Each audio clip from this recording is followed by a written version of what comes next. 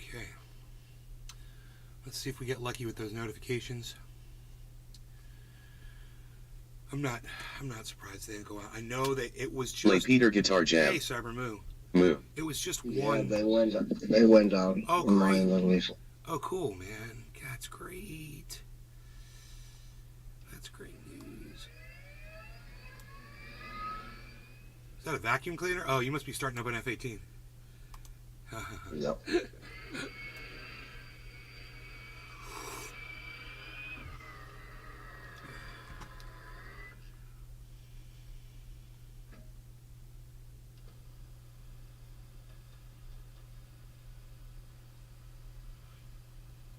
Okay, Peace Dog. Okay, let's move that over.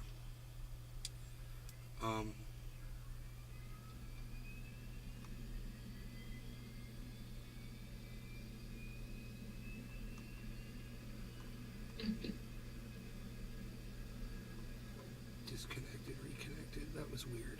Okay. Patrick John Welder. Hey, Patrick. Hey, Nay. How's it going? I'm sure Tom Brady wants his $30 million back, LOL. Right? I bet you, Larry, David does too, man. There's a few of them. It's unbelievable how all those people got punked by that company. They all did, bro.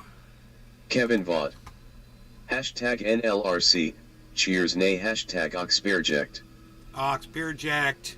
Oxbeerject, baby. We like that Oxbeerject. Let's do this and this. Flight confirmed. Here. Flight confirmed. Roll left, roll left. He's on the ground. What do you mean roll left? God, you're an idiot. Fire that bitch. It's a startup. Oh, it's doing the startup. It's like, yeah, checking out all the little commands. Yep. Oh, you want me to roll up a doobie before I fly this F-18? Okay, I gotcha. You got any roll left? Got any rolling papers left? I got some. Right here. Right here in this ashtray in this F-18. Hey, where's the ashtray at?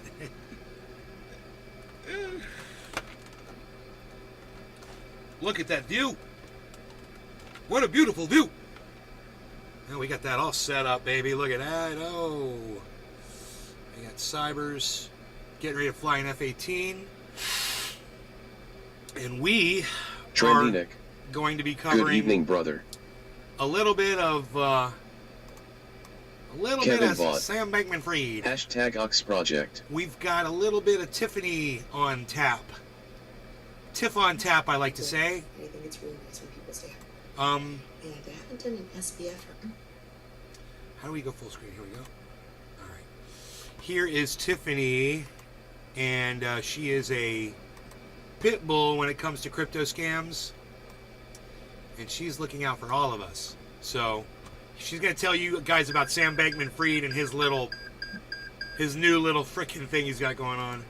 an FTX update in a minute, but there have been some pretty big recent developments, as well as some potentially very bad news for FTX depositors. So let's just jump right in, because recently, Sam Bankman-Fried released his very first detailed defense ever since FTX's collapse. In his pretrial motions, Sam Bankman-Fried requests that a New York federal judge completely dismiss 10 out of the 13 criminal charges against him. He basically argues that several of the charges are legally flawed, and his lawyers wrote that rather than wait for traditional civil and regulatory processes following their ordinary course to address the situation, the government jumped in with both feet, improperly seeking to turn these civil and regulatory issues into federal crimes. Notably, the 3 charges he is not contesting out of the 13 criminal charges are conspiracy to commit commodities fraud, conspiracy to commit securities fraud, and conspiracy to commit money laundering. However, also note that this does... And let's just stop for 1 second and just say, the conspiracy was proven.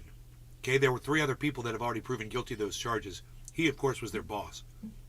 For him to claim that he, for some reason, wasn't involved in his own company's conspiracy is freaking hilarious. And the 3 other people that already took the hit for him, I bet they're all freaking out right now over what he's claiming, now that they've all gone ahead of him and suggested, yeah, we were breaking the law, And now he's like, yeah, I have no idea what they were talking about. They're all just fools. They all just pled out, whatever. What? Does not mean that he's pleading guilty to those charges.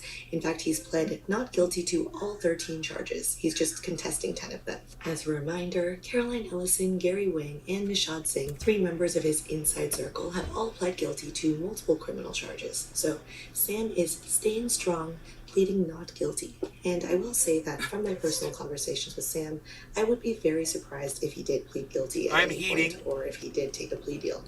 That's just what I've gathered from the conversations, and obviously I'm not speaking. Ooh, it only took two. Also, two for a clicks. little bit of color on Two some of clicks. Sam's arguments and some of the legal flaws he's pointing out, Sam has told me in conversation that when he initially agreed to extradition from the Bahamas to the United States, he was under the impression that he could not be charged with additional offenses after he had agreed to extradition. So, in case you don't remember, Sam initially faced 8 charges from the Department of Justice prior to his extradition to the United States. I mean, that's already quite a lot of criminal charges.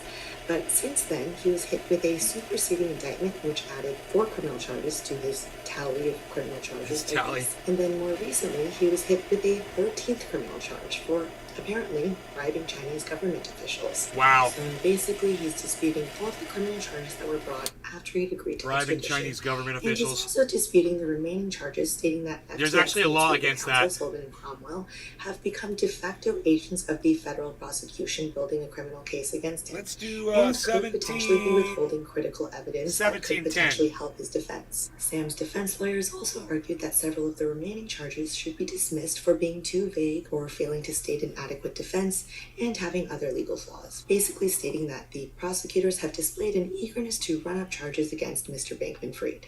So to wrap that portion up, Sam is basically attempting to get 10 out of the 13 criminal charges against him completely dismissed. But honestly, shoot your shot, Sam, and let's see how this goes. Apparently, Shoot your the court shot, has until, I Sam. think it was May 29th to respond. So now moving on to the very bad news for FTX depositors, because Here it it is. now looks like FTX depositors might end up getting absolutely nothing for recovery. And this is largely thanks to the IRS. The IRS has filed 45 claims totaling $44 billion. All right, no longer against grinding cannabis. FTX Cheers, and its Cyber. Cheers, affiliated Kevin entities. and so Nick. apparently this includes a pair of And claims, everybody else one that's for watching. $20.7 Thanks, guys. billion and another for Cheers, bro. $7.9 Cheers, billion everybody. against Alameda Research that are specifically related to unpaid partnership taxes. This could be a huge problem for FTX depositors because the IRS has labeled these claims as administrative priorities, which apparently allows the IRS's claims to supersede those of unsecured creditors. So just to put this into Edwin perspective, Sparks. the IRS is claiming Cheers. about $44 billion from FTX and its related entities, and as of April, or last month, FTX has only recovered about $7.3 billion in assets, and at the time, their liabilities outweighed their assets by an estimated $8.7 billion. Obviously, FTX has not recovered anywhere near $44 billion and certainly does not have $44 billion to spare.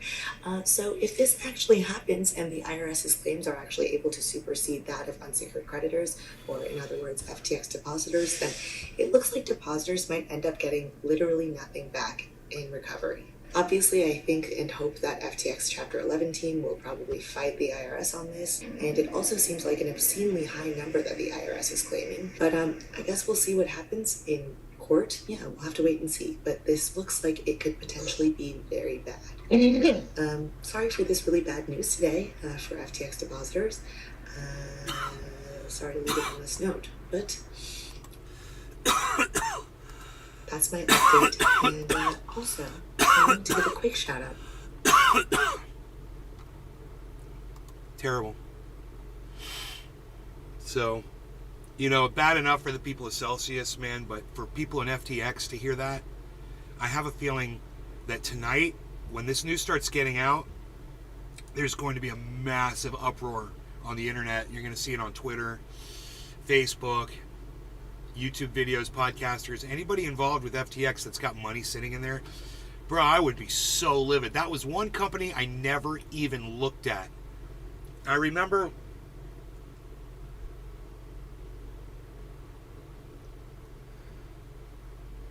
a long time ago seeing it or whatever and just thinking FTX just sounded too perfect to me. It sounded too corporate. I didn't like the name. FTX. I didn't trust it. I didn't know what fucking FTX stood for. And I didn't even care. I just remember hearing the name and going, yeah, I don't trust that. Isn't that funny? Marketing is important, man. But I guess no one else felt like I did because they got so big, you know? And they ripped off so many people. I wonder how many customers were holding crypto inside FTX when they claimed bankruptcy. Celsius, I know it was more than 500,000, but it's almost Celsius. If they could have been lying about that, there could have been a lot more people in there. Oh shit! I was like, get the fuck up off the air, bro. Classic PDF. Are you from New York? Am I from New York? No, I'm not from fucking New York. What makes you think I'm fucking from New York? Huh? You think I like New York style pizza? Of course everybody loves New York style pizza. What's wrong with you? It's got the oil dripping off it. The oil, it's all about the oil. Speaking of oil, I like oil. 710. Hey, that guy needs God and he's always talking Oh, I about need to pass. Classic PDF. Take your time. Say coffee. Coffee. Cafefe. I like a nice latte. I like a good cappuccino. Al Pacino, pistachio. I had to cool down because I got hot after that last dab. My sweat started coming out of my forehead. But I was outside working earlier. I cleared those 3 spots for the citrus. You guys that were watching on the main channel, you got to see the planting of those seeds. It's pretty cool. That is... Those 3 of those are going to go out there, and I've got the 3 areas all weed-eated and ready. I just got to dig a hole and pop them in there. Once the sprouts sprout, I will do that. Okay, so now I'm going to eat. With that.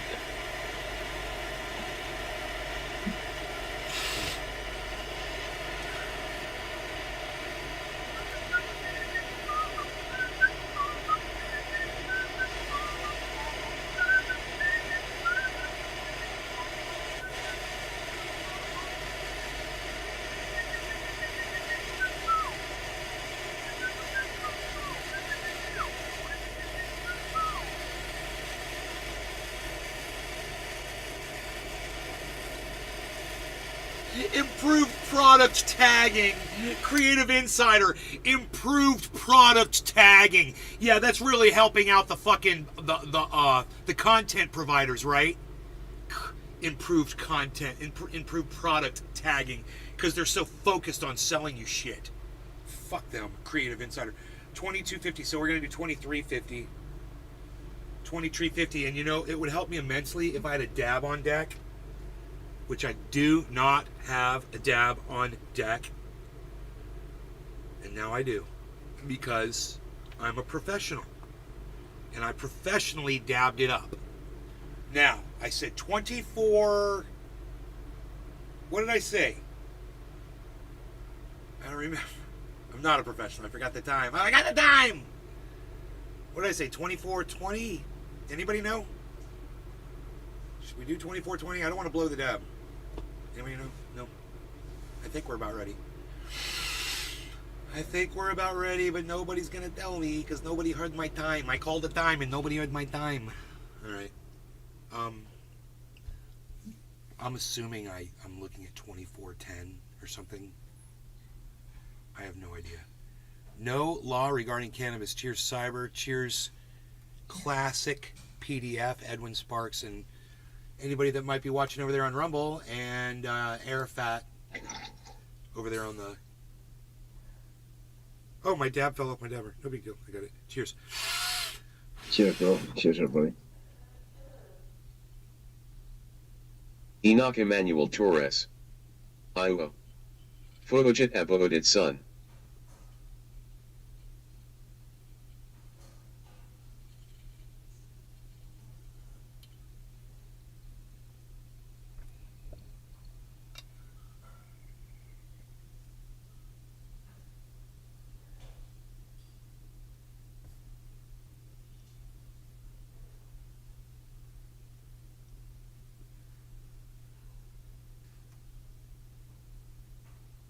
Trendy Nick.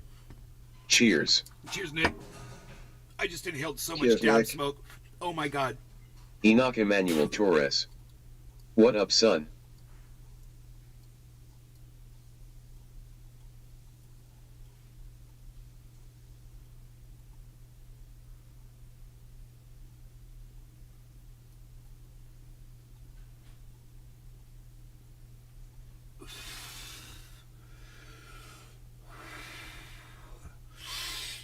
Enoch.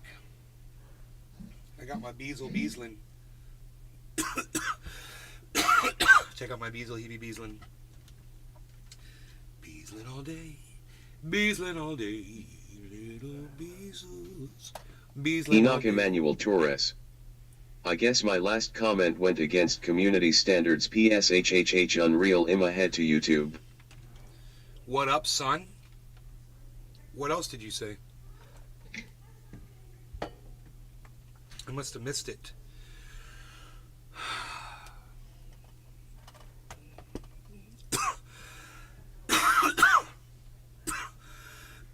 Home Depot changed their name to The Home Depot. You heard it here first, folks.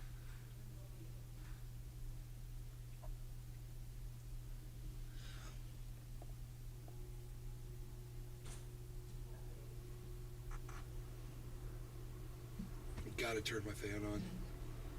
Dabson.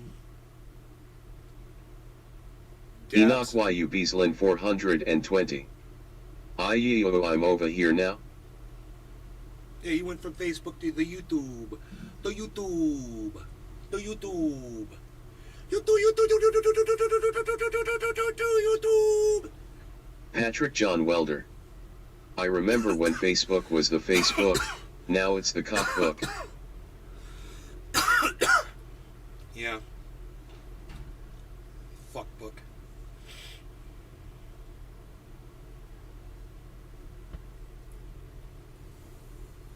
Now it's metastasized. Metatastasized.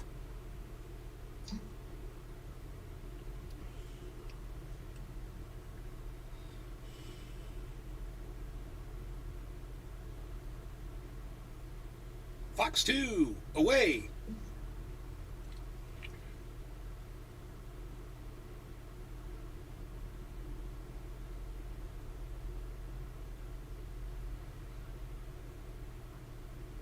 Dude, what was that, Cyber? Trendy Nick. Who was a bad guy? Sup Enoch. Oh, he went by like a missile, bro. Yep.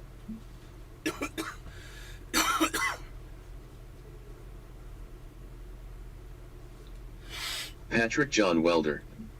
What a brilliant idea Facebook was, that wasn't even thought of by its founder. Crazy. Right? It was a great idea. It wasn't Mark Zuckerberg. He stole it from the twins and that other guy. Those three dudes.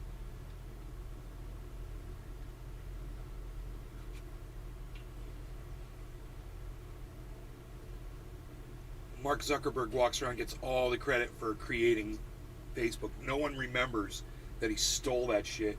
It's like everyone thinks that. Thank you, Luce. Have a good night. No one thinks that. Everyone thinks that Elon Musk invented Teslas and electric cars and shit. Enoch Drives YU Beaslin rockets to land on 420. their own ass. Yo, Nick's Everything, up, brother. fucking tunneling Number much underground, just watching a movie electric Highwayman. fucking magnetized monorails. Everything that he ever thought of was always thought of from someone else before he thought of it, and yet everyone gives him credit for being some mastermind. He's never really had one original thought at all. And then he bought Twitter so that he could control the speech and attack people that he didn't like. It's fucking crazy. He blocked Matt Taibbi after using him for the fucking Twitter files. He blocked him. It's fucking crazy. He's a fucking man-child. He's an overgrown man-child. Did you guys see him dancing in a club the other day? Who saw that? Who saw Elon dancing in the club? Yo, he was up in the club. We're all firm up in the club. Did you guys see that shit? Man, I don't know when this video was from, but it seems fairly recent.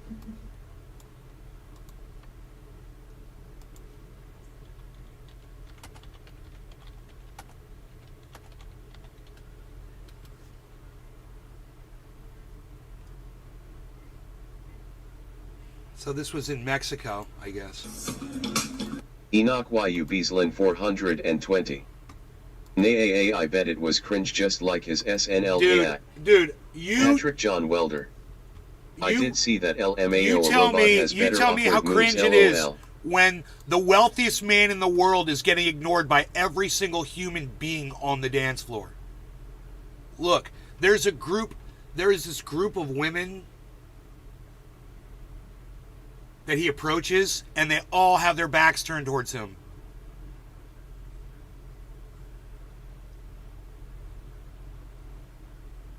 He's such an idiot. They're not showing it. They're only showing that. That's so funny. Bro, that's it right there. Right there. Look, there it is right there. Look, he's like trying to dance all up on them girls, and none of them girls want to have anything to do with him. Literally, they all have their backs turned towards him. They're like, yeah, get away from me, you fucking creepy old billionaire piece of shit. Nobody likes you, and you smell like fucking garlic and onion. Seething out your fucking pores. It's seething out your pores, man. God. Ugh, just know that guy just Enoch YU Beaslin has an odor 420. about him. Ugh, just LMFAO.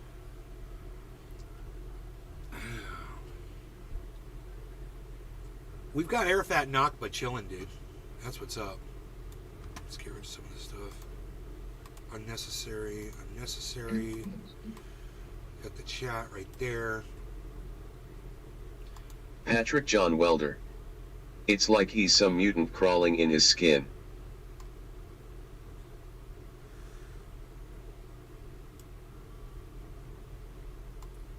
I don't know, dude. He's fucking weird.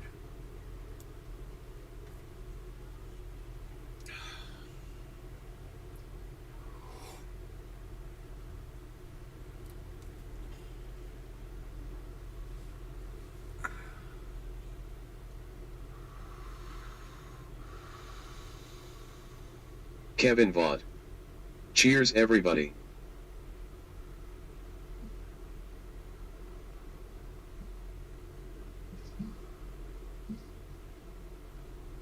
Sweating whiskey.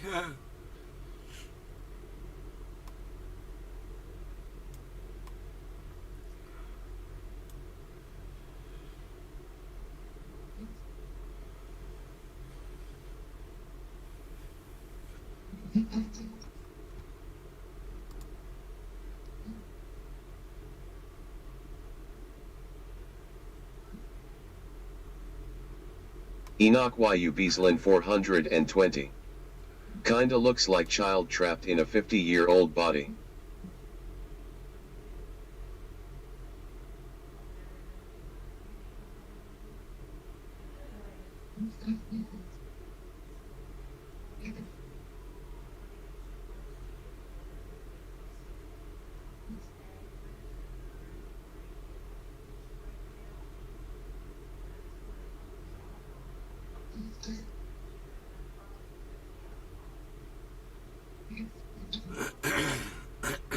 Oh, Punch Up Podcast and I are going to disagree on this. I love them, but here we go. Here we go, folks. Yeah, so, I love these kids. it's always interesting to me with all the gun violence, which is so horrifying. I mean, it's just horrifying. Right. A lot of people get killed by guns. It's true. A lot of people get killed a lot of different ways. I'm just going to throw that out there. It's not just guns. Cars. We have manufacturing accidents. We've got people getting killed by getting toxified poison, freaking getting overweight, dying of and then the number one killer is heart disease. People just dropping dead of heart attacks. I mean, we could outlaw the cause. We know what causes heart disease. We could outlaw sugar. We could outlaw fatty foods, force everyone to eat vegetables and rice and healthy foods. And someone can decide, what's the healthiest thing. And then you can save more lives you'd save with a diet than you would by controlling guns. And then everyone would still be able to defend themselves against a corrupt government. But I digress. Let's not forget about our corrupt government as we have this discussion. We've had 100, I think 199 mass shootings this year already. And so many of the people are described as having mental issues, and I'm sure they all do, whether they're sort of like clinical or just from being part of a country that is telling everybody to, you know, pull yourself up from your bootstrap. And I'm not excusing, I am in no way excusing the violence. It's horrifying. But this idea that it's just about mental health and we need to get more mental health workers in there, I just don't see how that is going to help. Well, it's not going to hurt. And fortifying schools isn't going to hurt. You know, and allowing people to carry guns in public isn't going to hurt, in my opinion, because we've already got plenty of states that have that. And we've also got plenty of examples of people that have tried to murder a bunch of people that get stopped by somebody with a gun. It's not going to hurt. I mean, you're still going to have people with guns. This isn't really... We are not going to agree on anything. Really don't, because what people need are... We'll see. Living wages, houses over their heads, health care, and those are issues that Enoch nobody is YU actually Beaslin 420. even proposing that we deal with. Exactly, So nay, speak it's on all it, just son. about treating their drug issues, not the underlying reasons, and you know why a person might have those drug addictions. I mean, I don't know. We're a sick society. I mean, that's what it comes down to. You know, the gun issue on its own is, you know, we have this gun culture where everyone's got a big boner for guns. You know, like other countries don't have that. I mean, even the countries with guns. I don't have a boner for guns, Pat, but I'll tell you what I do have a boner for: protecting myself against a corrupt government. The only thing I can see that would help me do that is a gun. So it's not about me having some kind of a sexual fantasy around guns. It's not about me running around here, you know, and flipping a gun around and acting like I'm Arnold Schwarzenegger, some kind of an action hero, you know, and role playing with a gun or anything like that. It's here for one. And I didn't get. Oh, go ahead. You didn't get what? I didn't get fucking addicted to heroin because I wanted to, you know. I mean, it's the same fucking argument, you know.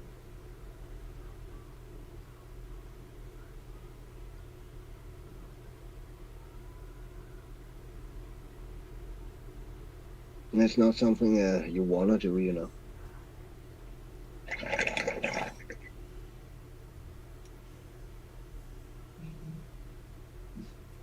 Yeah, it's not like you woke up one day and said, man, I can't wait to just get addicted to this drug. You know, I just can't wait. Man. I can't wait to just have guns laying around my house. I'm so excited about that. You know, there are people, there's a gun culture, absolutely. There are people who get off on them and shit like that. I understand that. But I would say that the majority of gun owners, and there's a lot of them, aren't like that. And we really just have our guns. And my gun right now is for my own protection against someone that might be on drugs or a gang of people or whatever that might come here to do me harm. That's why I have the gun that I have right now. The guns that will be here soon enough are the ones that I have for a corrupt government. And to me, that's the most important part of gun ownership, is that people have guns, not necessarily use them and show them and display them, but that the government know that we have them and that we are willing to use them when they decide to start becoming fascist. Now, our government is becoming fascist from both the Biden administration, from the DeSantis administration, from the previous Donald Trump administration. We have been, from the Barack Obama administration, these presidents have been starting fascism. And it was Barack Obama started fascism in this country, wasn't it? I believe it was. It was the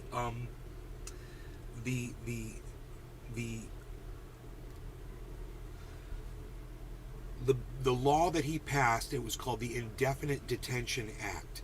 And I remember when that first started, it was during the Obama administration, and I was so angry because I had just voted for Obama the second time. And it was either just had or I was going to, and he was passing this thing, and I was like, I can't believe I have to vote for this guy after he's passed this. This is a fascist law. And what he's doing is he's making it possible so that when the next president, and it was Donald Trump, steps into office, he's going to be able to use that act as however he sees fit. We have a corrupt government. This discussion isn't really about guns. I need guns against what the discussion should really be about. Do you agree that we have a corrupt, fascist government? You're going to say, well, but we're living in America. We have all these freedoms. Some people might disagree with you right now about their freedoms. There's marginalized groups here already. That's how fascism starts. And if you aren't seeing that, and you're willing to surrender something that's resulting in less deaths than heart disease, nicotine, car accidents, natural disasters, or medical malpractice or drug overdoses, whatever the case may be. I just think that when you start taking our rights away because you're scared of the messiness of guns, the ugliness and the loss that we have to suffer because of them, you become exactly the problem. You become fascist yourselves. I'm not saying you guys are fascists, but I'm saying that you have to recognize that our government is fascist. Joe Biden is fascist. Ron DeSantis is fascist. As far as I'm concerned, somebody who runs and tells you, look, if you elect me, we're going green energy, man, we're not going to drill anymore. And then when he gets into office, he starts drilling.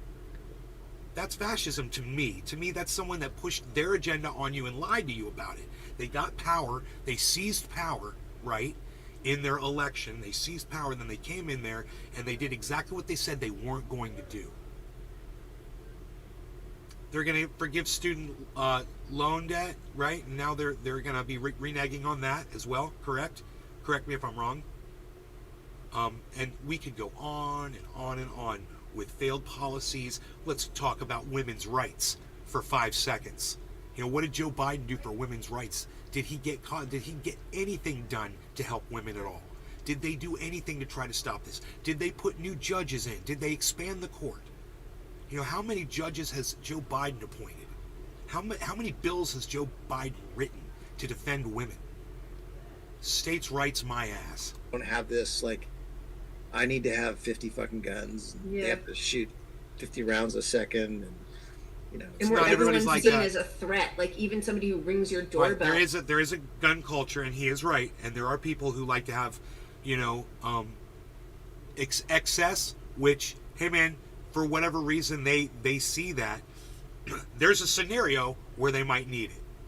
Whether it's an entire storeroom full of weapons and ammunition. Hey man, you don't know they got 6 or 7 friends and they're all going to be using those weapons together. And in some kind of a scenario where, hey man, did you see Red Dawn? Imagine that. Now, Yeah. Russia decides Yeah. to just parachute into the United States and take it over. Because right now, we're basically at war with them. What would stop Russian soldiers from showing up at your door right now? Imagine that. Exactly, yeah, right Want now, guns? because right now, today, or was it yesterday, a Russian tanker, a tanker or a freighter or something got a engine stop right outside one of the islands in Denmark. So, yeah. They could have offloaded a bunch of soldiers. Who knows? Or else they have if it was, this is just a scenario, that's if they have a tanker laying there, that is, what you call it, trying to avoid the embargo there's on oil. So NATO might attack that ship, Well, I mean, it can be a corrupt government. It can be another corrupt government. It can be a gang of thugs. I don't care, man. That just people knowing that any house that they break into, there might be someone in there with guns is a deterrent. It doesn't. that by itself, just that deterrent is more important than I think the people that get slaughtered by guns in this country every day. And I know it happens every day. I outweigh it with medicines. I outweigh it with cars. The same way, I'm like, yeah, I know somebody's going to die today in a car, absolutely, and it's horrible, and I hope it doesn't happen. But if it does, I'm not going to go give up my cars because somebody died in one. You know, I need those cars. Even maybe it is to get in my car and drive away from a corrupt government. Maybe it's to run over a corrupt government with my car. Whatever it is, you know, it gives me that extra help as a tool that I need as a human to survive. For in specific cases, I might have to go somewhere. I might have to go buy something. You know, the same thing is with that fucking gun. There's a specific use for that. Exactly. And they're seen as a threat in part because all we have is a police response. We don't have. There's no example of healthcare workers were called to the scene and talked him down, got him assistance, and I mean, obviously this is all coming to light right now because of the Neely incident on the subway, where a homeless person who was clearly mentally ill had an episode and was choked to death for 15 minutes. This guy held him in a chokehold. That chokehold, usually someone can pass out within from 10 to 60 seconds. They're passed out. At that point, you have to release the hold immediately so they get oxygen back to their brain, or you kill this person, very likely. 2 minutes can kill a person like that. And this guy did it for 15 minutes while people around him were telling him this guy may have shit himself.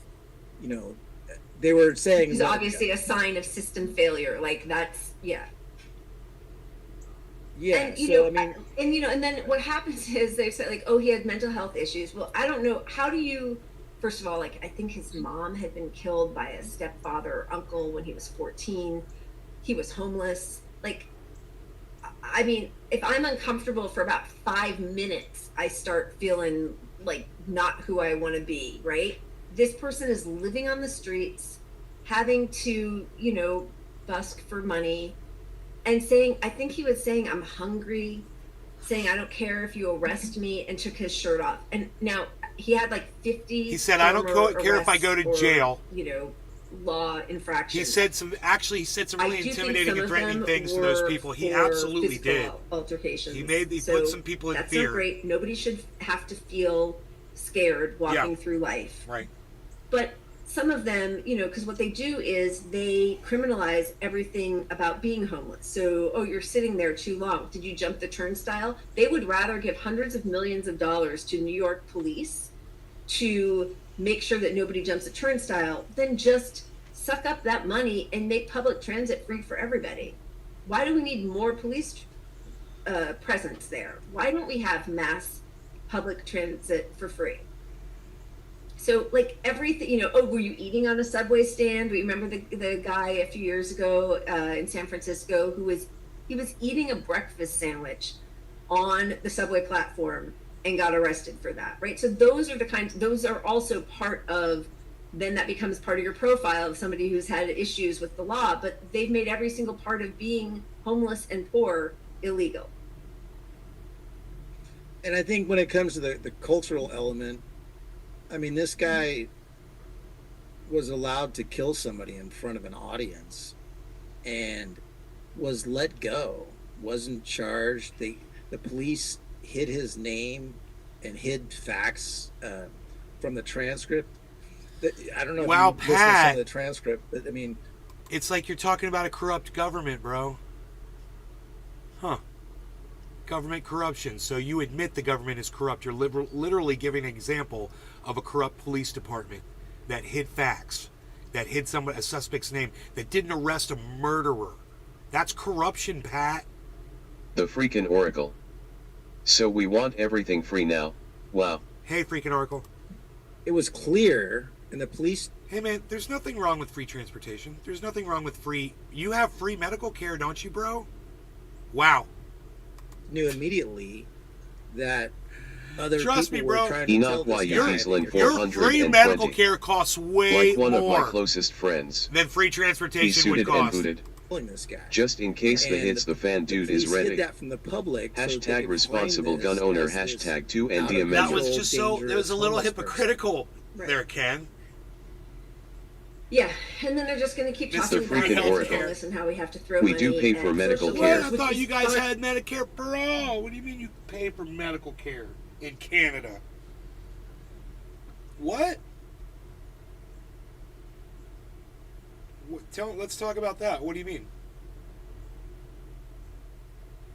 I thought you go to a doctor, you're sick, they give you free everything. You're taken care of, man. The freaking oracle. I paid 1,000 this year STRAT to medical. I don't understand why. How? That doesn't seem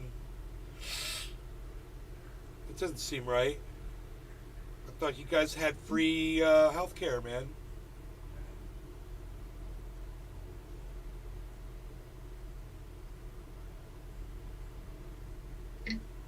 How? The Okay. freaking oracle. It's built into our taxes and you pay an amount depending on what you make for the year.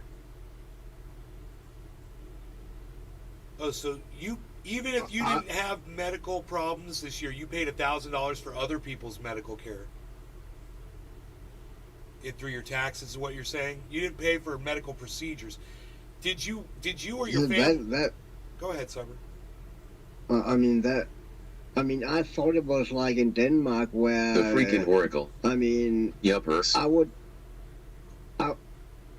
I have literally have gotten procedures and medicine that would have costed me $100,000 or something like that, and I haven't paid anything for it. I live in Denmark. We have free healthcare. I thought that it was the same in Canada. My next. Young Henry. What is this show about? Hey, Young Henry, it's about whatever you want it to be about, bro. We talk to the audience here. We don't ignore people. And sure, we pay a lot in taxes, for that to happen. But it's free healthcare regardless. And if you need to have something done at the hospital, that's free.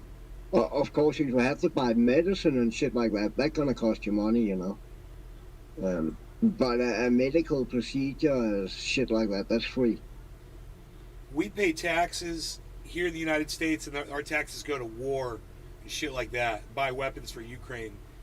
I would much rather $1,000 of my taxes go to healthcare, even if it is for other people that need it, and I don't need it that year. I'm just kind of wondering, Ken, you or your family, have you guys had any medical procedures this year at all? Have you guys used any doctors or medicines or, eye care, dental, or anything like that, services that were covered through that program? Or have you ever? Go ahead. I don't think dental is covered. It's not in Denmark either. No dental? No. And that Is that dental is expensive? fucking expensive, man. Yeah, dentists are expensive, huh? Yeah. I wonder how that is in Canada. I think I talked with Jimmy about that. I don't think dental is covered in Canada either. If I'm correct. I could be wrong. I could remember wrong. War and shit like that is gospel, bro. Arafat. I got an experiment for him. Where's cocaine? The freaking oracle. Where's cocaine Chris in No, Vancouver? we have benefits from work to cover all that, but now in Canada they have free dental for kids under 12. No. We have benefits from work to cover all that. But now in Canada, they have free dental for kids under 12. That's a good start. When you consider how much a country pays into war, bro, that's unnecessary and that it could be going to healthcare, I just don't even think there's no question. We're making a huge mistake here in the United States. Yes, we need more social workers and people who can deal with the problems that exist right now. Okay, well that goes against what you said before then, because at the very beginning of this, you said, what good are more healthcare workers and social workers and police going to do or whatever. And I was like, wait a minute. And now you're like, okay, good. So now I totally agree with you. Let's throw everything at the problem. Don't just think that there's a silver bullet that you need to find. You're looking for a needle in a haystack, where what you could be doing is, putting small fires out and getting ahead of it right now when there's plenty of things we can be doing. You want to spend some money. Let me tell you something. There's so much money, it's going the wrong places. We've got COVID money, $80 billion. What is it that's fucking sitting there that never got used? They're talking about raiding that The right freaking now. Oracle. All countries need a boost in mental health. It's the next pandemic. Yeah, and we're in it already. By the way people accept lies and want to burn books and history and support these leaders that are doing that, we're already in the mental health pandemic, Ken. I'm convinced. And boy, oh boy, are we outnumbered. It's a zombie freaking population out there. Need to set in place policies We are that outnumbered. would prevent these from happening at the level they're happening. No other country is so filled with rage. No other developed country has its citizens so filled with rage because there is a pact with their government.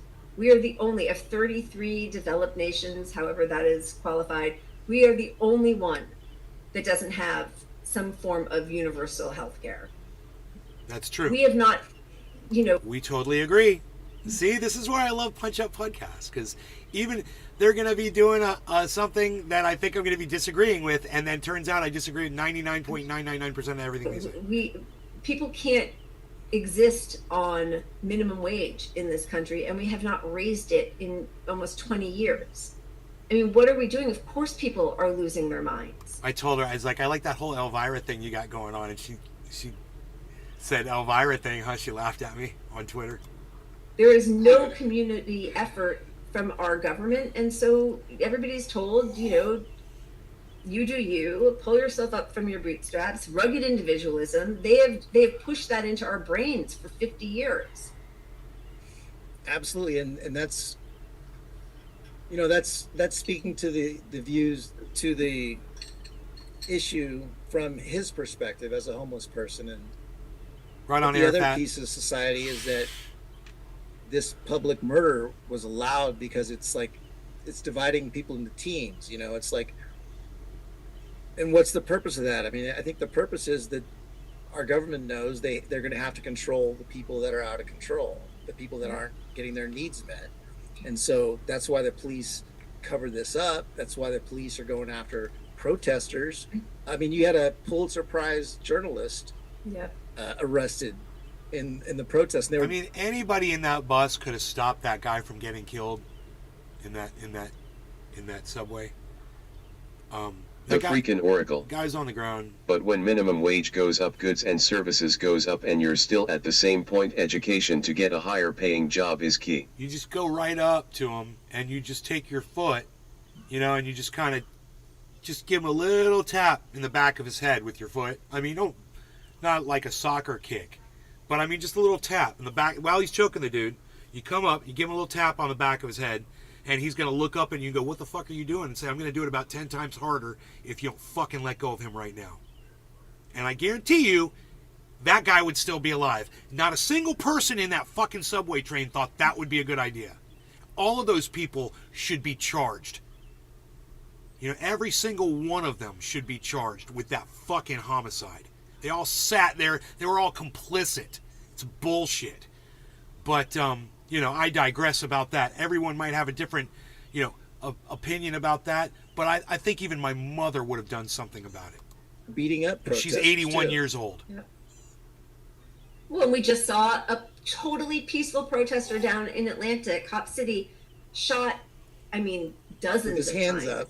With his hands up dozens of times. And of course, at first they lied and said that he had shot at them. And then the autopsy showed that wasn't at all what had happened. Hands up, legs crossed. I think he was shot 57 times.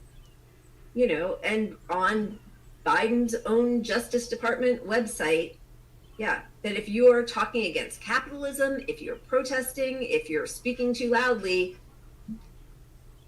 you can be considered an enemy of the state. Sorry, what is... Once again... Oh, this is just an article on the vigils. This is one of the people beat Once up at again, the vigil. they're explaining a Since 2011, fascist I've been monitoring government that doesn't let us protests. This is the first time I protest. ever A decided to go second after them, example so I was like, of whoa, a the game fascist just government. changed right now. So They're he's arguing monitoring that they don't the like protests. guns. I'm So telling there's them, the photojournalist we have a who's fascist arrested. government. Yeah, this guy is getting beaten up by the police. Sorry, that I was taking it off. Yeah. Here is somebody, remember all the... We have a fascist government, and that is why we need guns. We need to go places.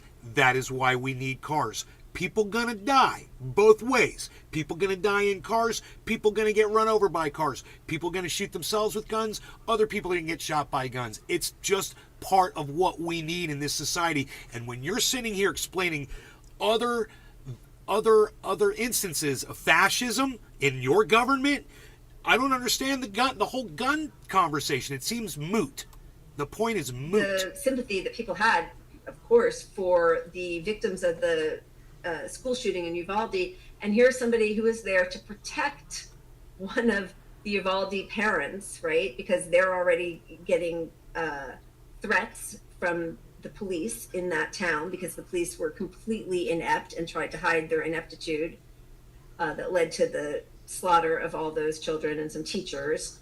And Uvalde, here he is. yeah. State troopers just escorted him out of the Texas Capitol for chanting too loudly outside the House chamber. So, they are going to make protesting completely illegal, and they'll come up with all sorts of reasons. You're too Once again, fascist government. Let's go on. loud. You didn't get the right permit. Why you we weren't need supposed to be guns. here, but we see how they treat. She's literally defending my position for me right now that we have a fascist government. That is why we need guns. If the two of them don't own a gun, that's their personal choice. I salute them in living that way. Absolutely. I do not trust this government. Hey, Cyber's about to have sex with that other plane. Proud Boys, we see how they treat people who are trying to deny access to abortion centers. They're fine with that. Yep, and the guy that murdered Neely, same thing, because Yeah. he's acting in a way that the police would have acted. So he's a vigilante on the right side of justice, which is the same excuse as the Proud Boys. It's like, Yep. Who's that kid who shot people? Yeah. yeah, whatever. Who's that kid that shot people? Yeah.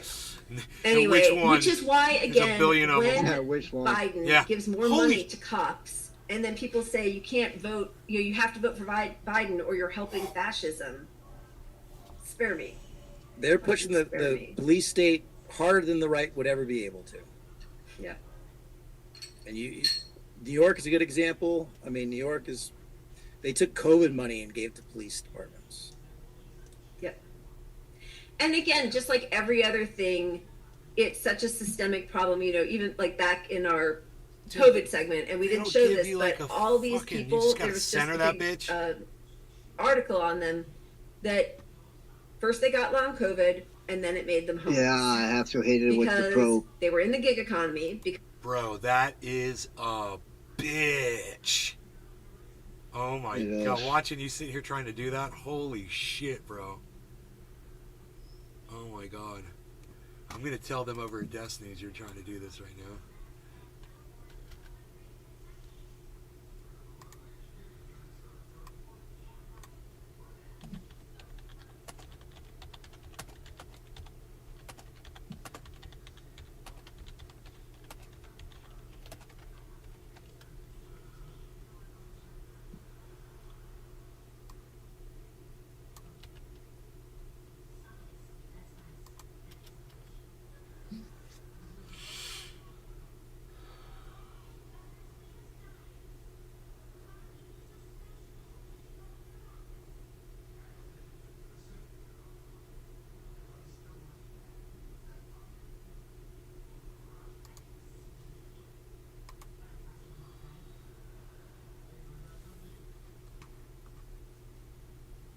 because we don't have living wages, we don't have free health care. So when you get sick, you can't go to work, and you're living paycheck to paycheck, as we know, like 70% of the country, 68% is so.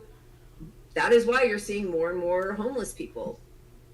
I mean, Yeah, well, and half the country can't afford $1,000. They don't have $1,000 saved up. So yeah. look at how expensive your copays could put you over the $1,000. Your copays, if you have coverage, and it And is you can be somehow paying thousands of dollars a month for coverage, and then you'll be denied your claims. So what do? I mean, there's no way, to not go to work at some point. I mean, you're not paid to stay home with COVID, for a long enough period of time. They're pushing people to get back into work in hospitals. Damn, People are working at hospitals. There you go. Being told, come in as soon as your fever breaks with COVID and start working. Oh, dope. I don't know, Pat. Where's our timeline cleanse? Oh, no, don't do it. No, why do you guys do that? I don't like it. Ugh. God. Sounds like somebody's letting helium out of a balloon.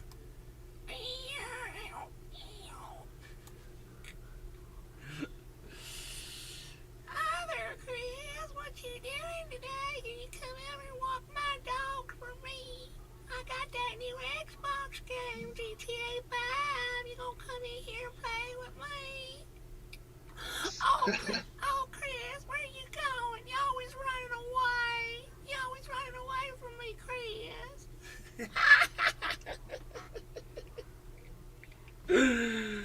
Oh. Dude, every time Chris Regpick comes in here, I'm going to have to do that to him. Chris, you here to play that Xbox game with me?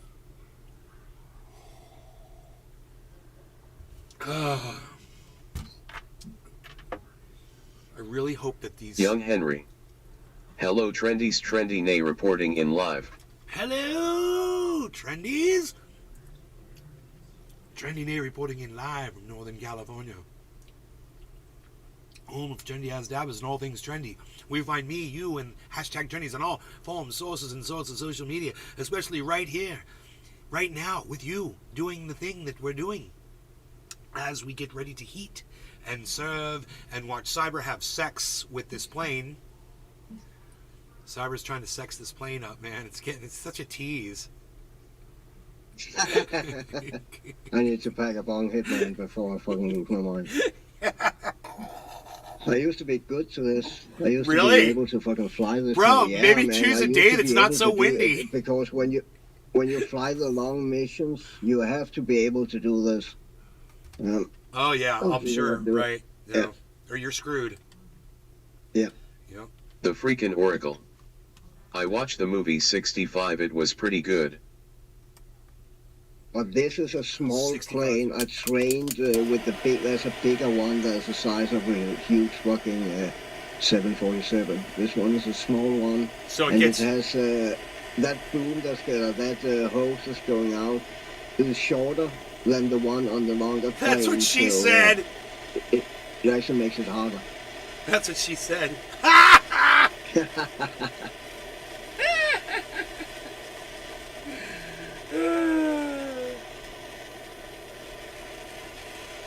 Alright, so... Hey, we got 7:10. It looks like I'll be smoking right then at 7:10. Something like that. It's great for me. Yeah, man. Let's see. When's that orange glow gonna go? Michael Goldsmith. Michael Goldsmith? Hey, Nick. Michael Goldsmith. Okay, that orange glow is gonna go. It's gonna go.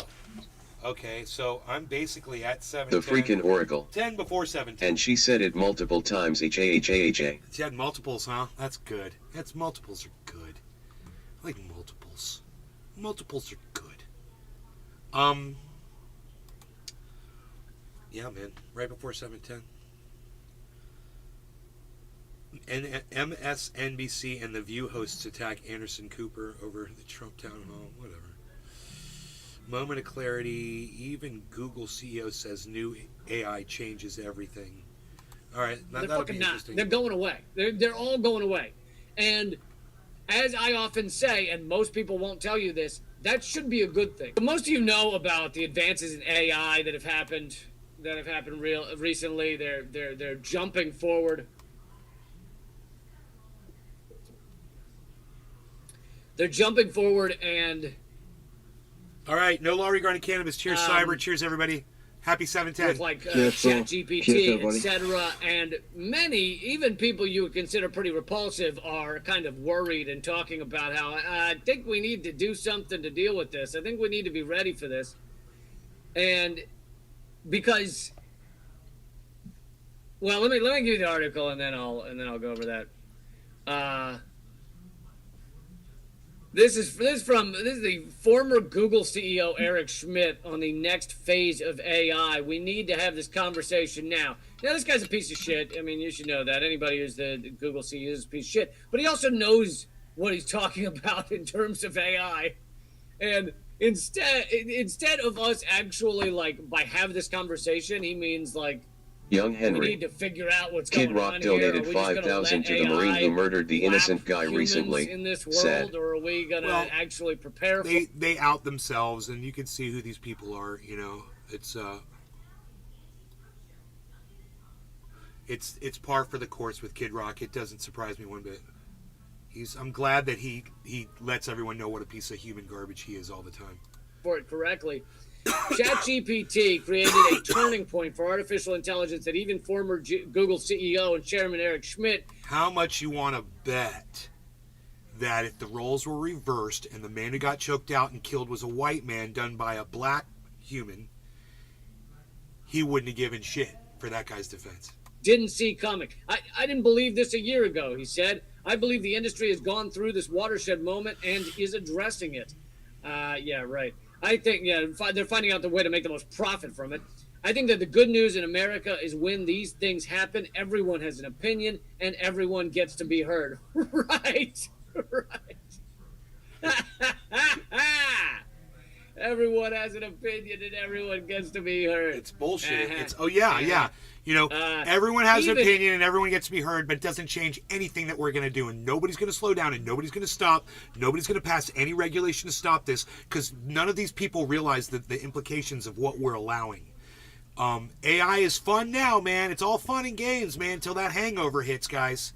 Just like everything else, man. Just like everything else. There is not going to be a good outcome with AI.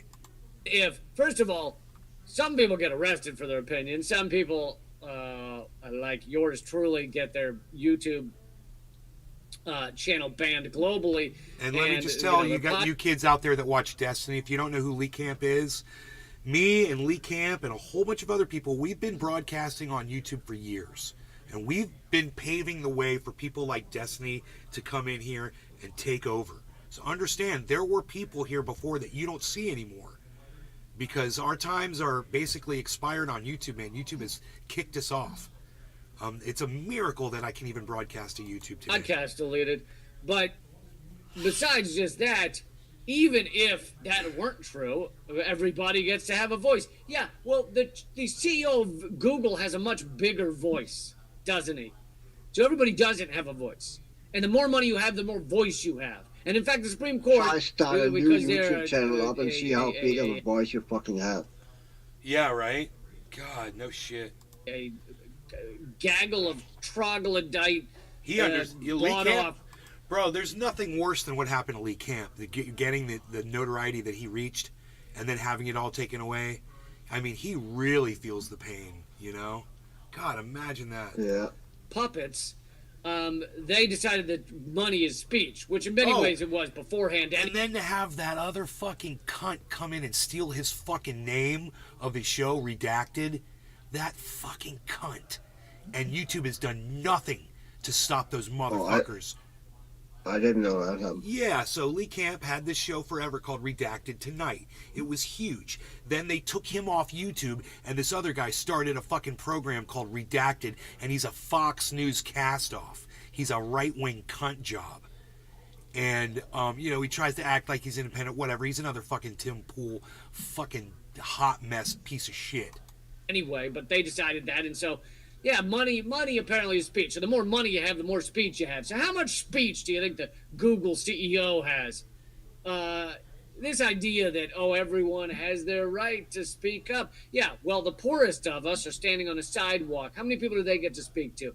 Whereas the richest of us can print articles in Yahoo Finance and get their points out there. No shit. So we all have a voice, yeah. Yeah, the whole idea of well, everybody can be heard. No, they can't. He says it's a very large change because the arrival of intelligence means the systems will become much more powerful, and so the companies that adopt AI soon will get an economic advantage.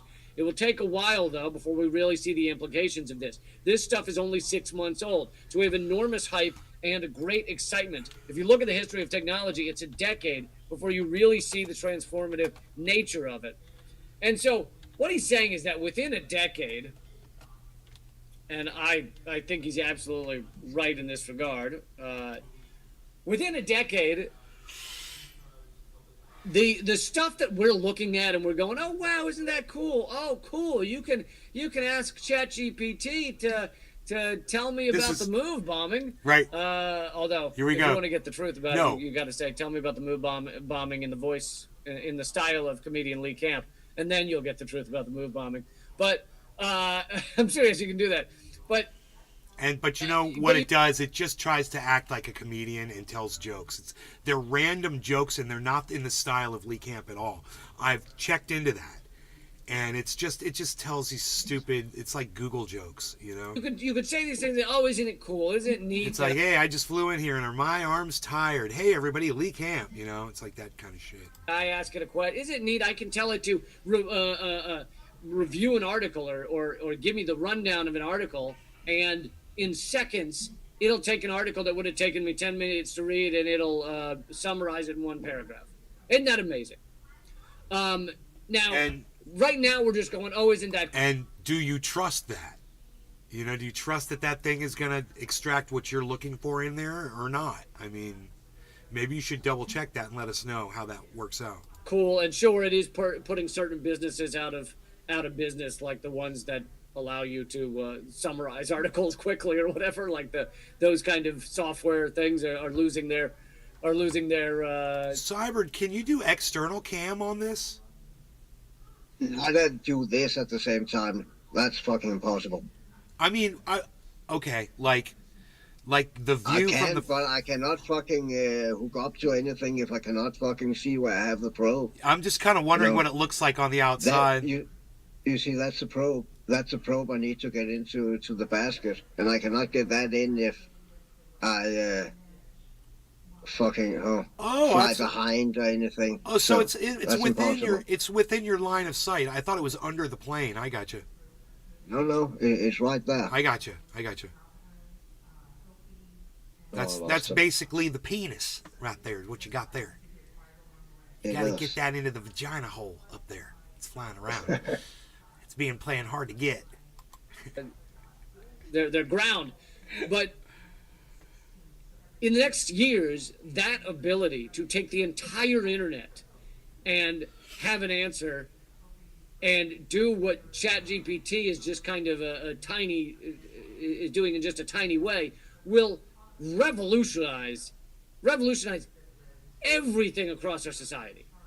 And most of us don't realize it, and much like when they brought in the automobile and the people with the building the wagons go like, people are not going to want to be on the automobile. It's too scary. It's too fast. Okay, we wagon builders will be doing fine. Trust. Said no one ever, Lee. As soon as someone was explained the concept of not having to feed your fucking transportation and clean up its shit and tie it to a fucking railing, I'm sure they were sold on the idea.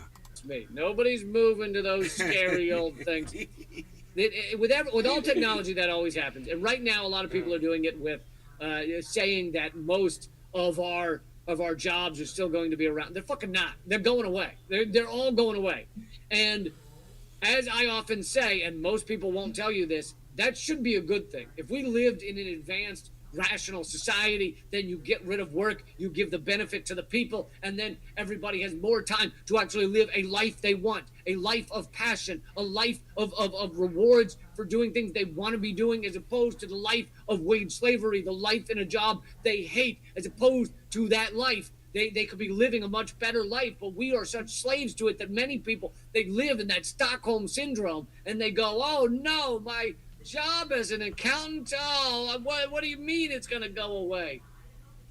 But if we responded appropriately, this could be a wonderful thing. But we won't, because capitalism, because of the market economy. The richest will use this for their benefit. The poorest will have no benefit just about from this. And if you think about the list of jobs that will disappear probably in the next 10 years, all kinds of journalists, even unless it's very creative, very poetic type of journalism, most of what we read online, etc., is it's just taking an event and summarizing it, and that will all be gone. It can be done by bots already. Many articles that you now read are written by bots, and you just don't know it yet. So it'll essentially be all of journalism will be gone, and eventually we'll get to that deep fake level where, in fact, they could have it'll take all of TV jobs too. Eventually, you could plug in something like me talking right now. You plug in 5 minutes of that into the computer, and it can make me say whatever it wants, moving my lips appropriately. Very, very disturbing, but we're headed there too. So all journalism, all writers, unless, again, it's exceedingly creative, all bureaucratic matter jobs are all gone. Basically, any job that's done on a laptop that isn't very creative will be gone. Doctors. I mean, even these things that people are like, I'm a doctor, I'm super smart. Okay? That's why I talk like this. And so it's not taking my job. Doctors, already, when they put in symptoms into a AI, and they, kind of unusual list of symptoms, and they compare it with a doctor, it's equal to or better than most doctors, which would make sense. That the AI is not biased by certain things, and on top of that, it has all of the information, whereas doctors, I don't know if you know this, can forget things. So all doctors, except for maybe certain kinds of surgeons, but otherwise, all doctors gone. All transportation will be gone. Transportation is 1/6 of our economy. Transportation jobs, apparently. All the people who help other people navigate the systems, like healthcare systems, all that's gone. All haircuts will be done by a Dyson vacuum with blades. We're going to bring back the Flowbee, but it'll be better. That'll be all haircut jobs. Will be just the Dyson. suck vac. They'll have it in the bathrooms, in the public bathrooms, in the same place where they have the fecal matter blowing machines. For those who don't know that, those machines where you dip your hands in and it goes, woo!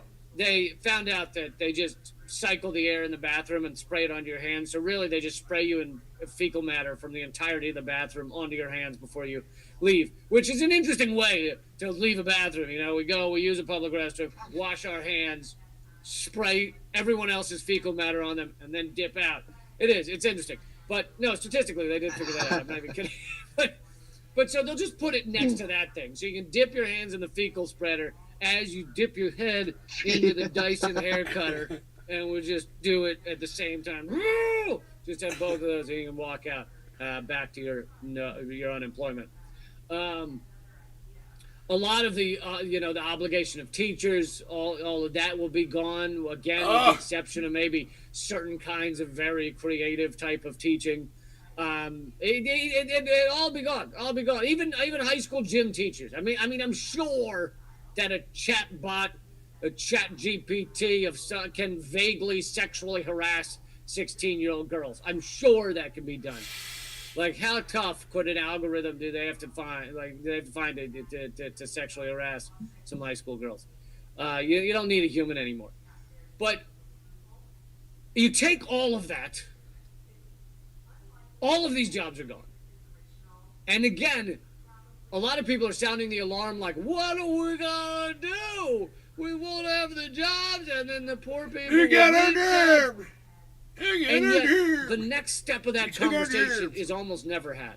The fact that we should not live a wage slavery you got it, society. buddy. And if you take away the job, what? you give, you give the benefits, the time, the money, the life benefits of that to the people. And then glitched you out don't of have there. this freak out that we're losing jobs. That shit glitched. It was in there, bro. I totally saw it. Josh G. Howdy. Hey, Josh.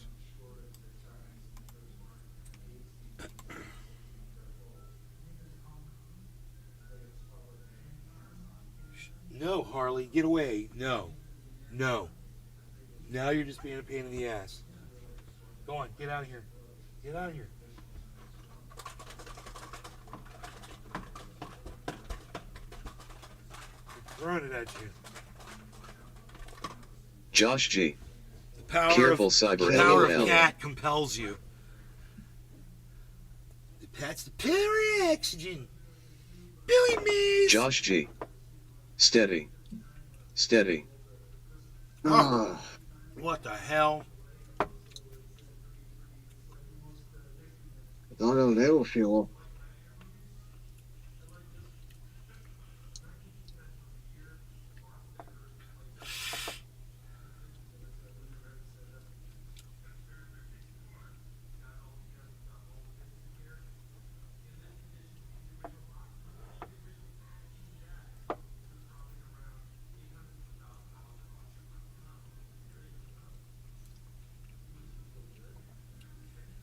Ah! Need a tractor beam, bro.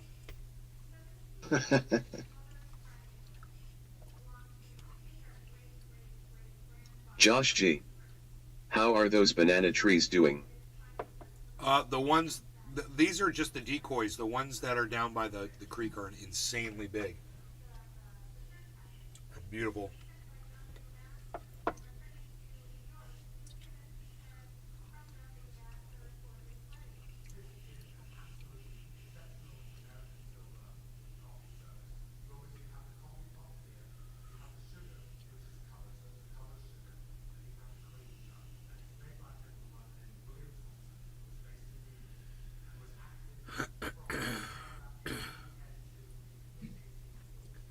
Make these go away. Not interested in shorts. Fuck you. How about that?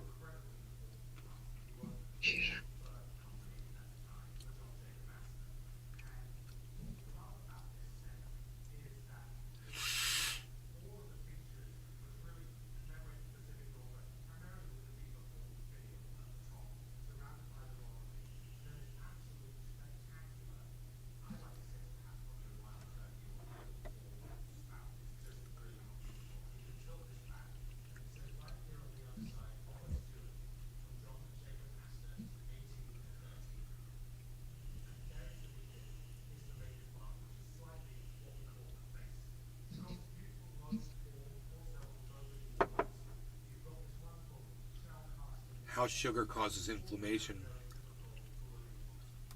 When you consume sugar, you are poisoning your mitochondria. Sugar and cyanide do the same thing. This is the toxin. As I'm sitting here eating sugary grapes. What are the key negatives when we consume the levels of sugar that many of us are currently consuming? Well, first of all, let's make it very clear that sugar is not the only problem in our diet. It's the big one. It's the 2,000-pound gorilla in our diet, but there's other stuff too. But sugar is a particularly egregious molecule. Once upon a time, trans fats were the worst thing we consumed. Trans fats are the devil incarnate. Trans fats, the bacteria can't chew it up, which is why they put the trans fats in, all right, so that, it would last forever, the 10-year-old Twinkie. Well, the fact is our mitochondria, our little energy burning factories inside all our cells, are really refurbished bacteria. We can't chew it up either. So the exact same reason for why they put the trans fats in the food is exactly why you shouldn't eat the food. Now we know that, and they've come out of our diet. So now sugar is public enemy number one. So what does sugar do? And the answer is a whole bunch of bad things. Here you go. The food industry says sugar's energy. Well, they're correct if you're a bomb calorimeter. If you just blow it up, if you explode it, yeah, you get 4 calories per gram. But we are not bomb calorimeters. Turns out that sugar actually poisons the mitochondria. Okay, it poisons it at 3 separate enzymes that are necessary for mitochondria to do their job. The first one, AMP kinase, which is the fuel gauge on the liver cell. The second one, ACAD-L, acyl-CoA dehydrogenase long chain, which is necessary to get fatty acids into the mitochondria to be able to oxidize them to create energy. And the third one is CPT1, carnitine palmitil. Yeah! What? What just happened, Cyber? You had it. I don't know. That was weird.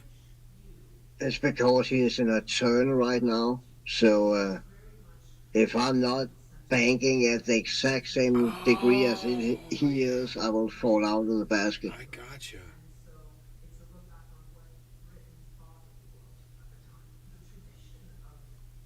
Transferase 1, which is the enzyme that regenerates carnitine, which is the shuttle mechanism that brings the fatty acids into the mitochondria in the first place. In other words, when you consume sugar... Airfat says, I'd be going for a cheat code if I were you not by now, Cyber. Everyone get their daily dose of high fructose. Coke Zero is just as poisonous with their sugar replacement. Airfat. Sugar, you are poisoning your mitochondria. Poisoning their brainwashed You are minds. generating less of the chemical energy that our cells get powered by, called ATP. So if you're making less ATP, is that energy? It's the opposite of energy. So when you consume sugar, you are actually inhibiting your body's energy production. Can you think of a chemical that inhibits your mitochondria and reduces ATP production? Cyanide. Cyanide does that. Okay, sugar and cyanide do the same thing. Now, obviously, not as severely. Okay, cyanide parts per million keel over and die on the spot. With sugar, it's in the parts per thousand, and you don't keel over on the spot, but you feel lousy, and over time, it's going to take its toll. But ultimately, if you're inhibiting your mitochondria, you are poisoning your body. And we now have the data to show how that occurs. So here's my question to you and your audience. Sugar is in virtually all ultra-processed foods, and ultra-processed foods are now 56% of the UK diet, and the amount of sugar that Brits eat, 62% of it is found in the ultra-processed food category. So my question to you and your audience is ultra-processed food... Was that the refueling plane that just went down? Yeah, I shut it down. I got pissed. Damn, that's awesome, bro. Did you do it with guns or a missile? Guns. Nice. Might have to go back and watch that. I can do it again. Yeah, do it again. My view is that it's not really.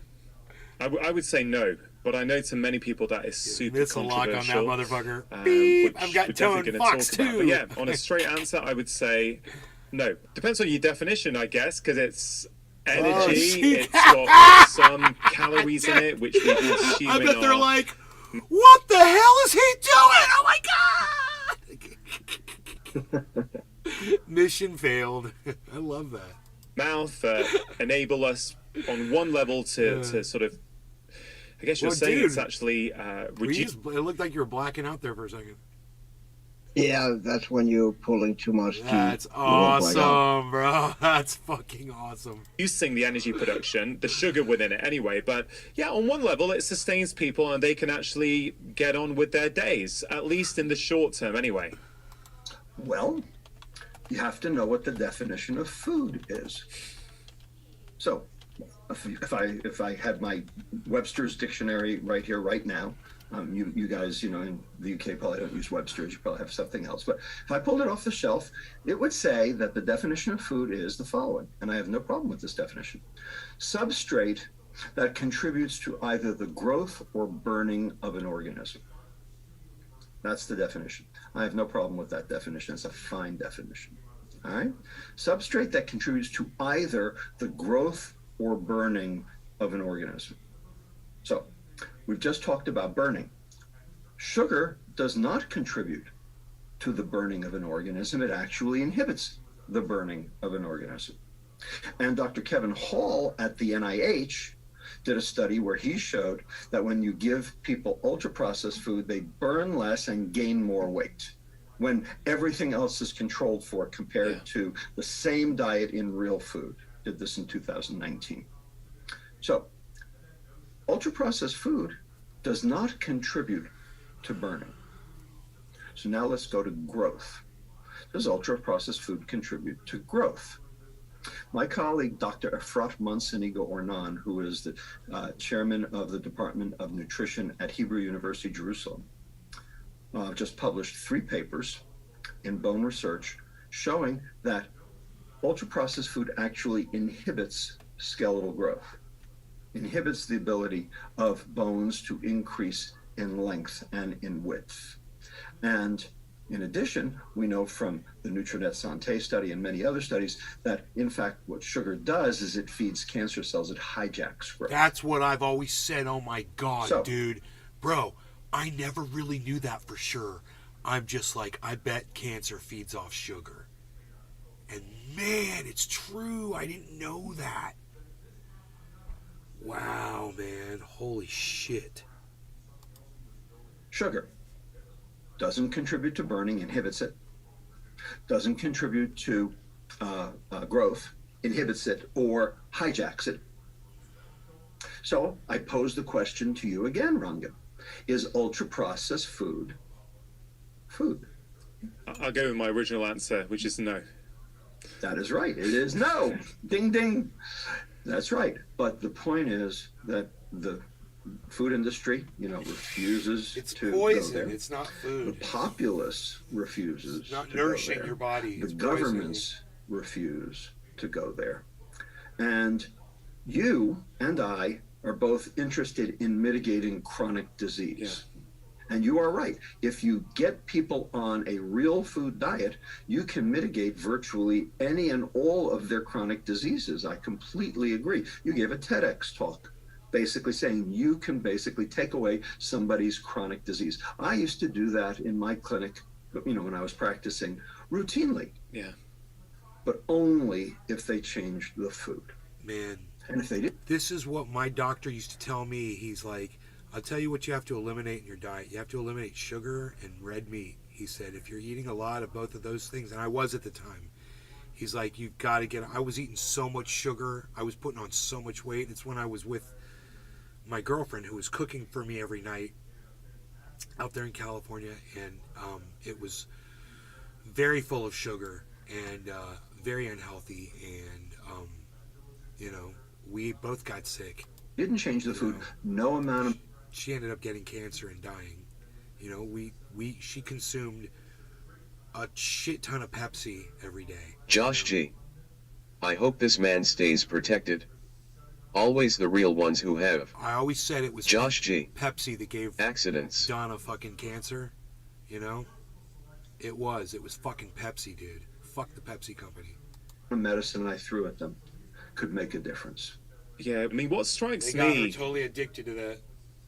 as a really key message is that the majority of what we're buying to feed ourselves and our families is ultra-processed food, whether it's here in the UK or with you in America, and that is contributing to this tsunami of chronic ill health that we're seeing. It's pretty... Josh G. Why didn't it stay? Pepsi has more sugar than Coke, if you can believe it. Unreal. It's not easy to, I have to fly at the exact same speed of that aircraft. And it's not just putting the throttle in one position and then hold it. You constantly have to adjust, walk the throttle forward, back, forward, back, forward, and back. So you constantly match the same speed as the drone. And it's fucking hard, dude. You have to do that. And then you have to navigate into the drone and at the same time make sure you fucking turn like he turned and shit and pitch like he pitched. And it's actually pretty fucking hard. Do you do something like put your flaps down or something to make the plane more stable, or is there anything like? Yeah, I have my flaps half down. Yeah, okay.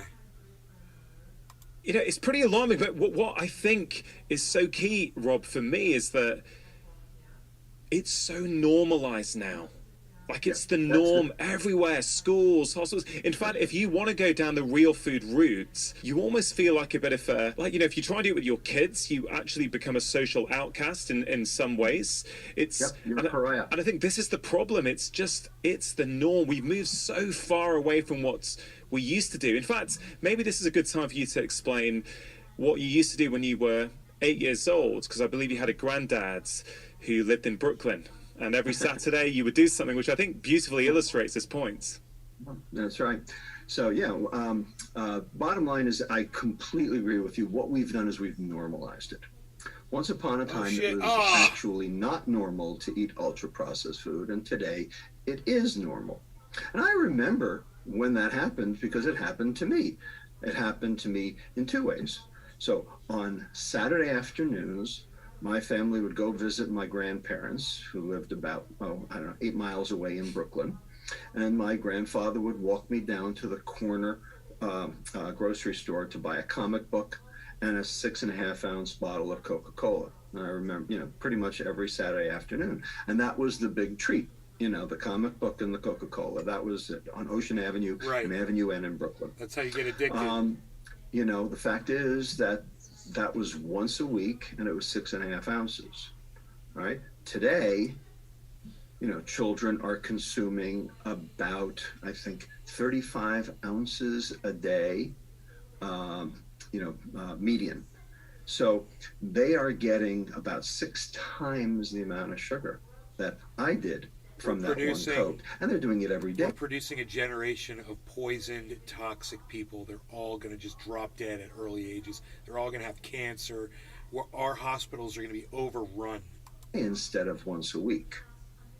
I mean, can we just pause on that for a second? You're saying you had 6 ounces once a week, and we're assuming back then that the rest of your diet throughout the week was low in sugar, low in processed food, sort of a real food diet?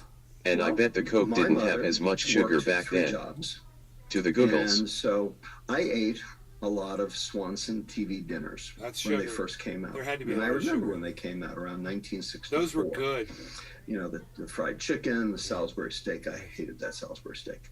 Loved it. I loved it. Actually, she trained me on how to turn the oven on and how to heat them up because often she wasn't home at night. You had to leave the tin foil. You had to leave the tin foil over the dessert, I believe it was, but everything else you peeled the tin foil out. I used to love those fucking things. To some extent, I was a latchkey kid because my mother worked so hard. Yeah. My father was in Manhattan all day, and so I basically had to sort of take care of myself. And sometimes I had to eat dinner, out of the freezer. And so I remember, those Swanson TV dinners, and they were a problem, and they're still a problem. So you put the two together, and that was the beginning of, the shall we say, onslaught of processed food in the United States about the mid-'60s. Then things picked up even more in 1970. Cyber's all like, this dude's going down. Fuck with it, dudes. Get him. Get him.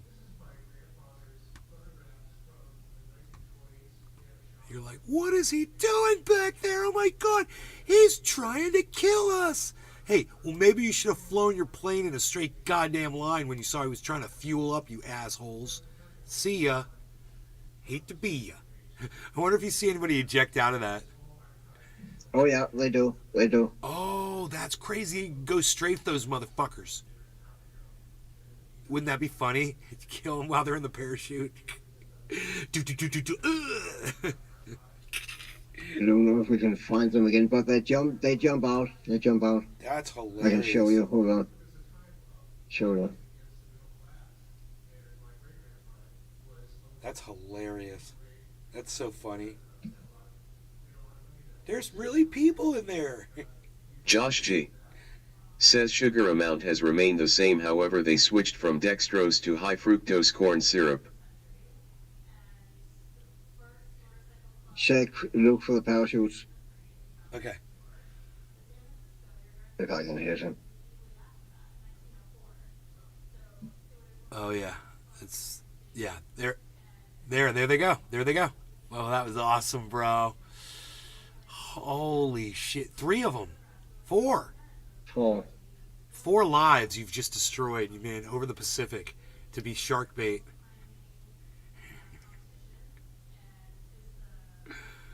Holy shit, dude! It'd be so funny to fly down there and see them swimming down in the water. 5. I already lost him.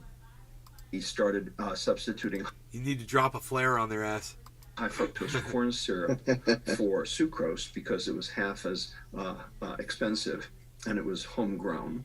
And then finally, the pièce de résistance came in 1977 when the McGovern Commission released its report saying that we all needed to eat less fat to try to prevent cardiovascular disease.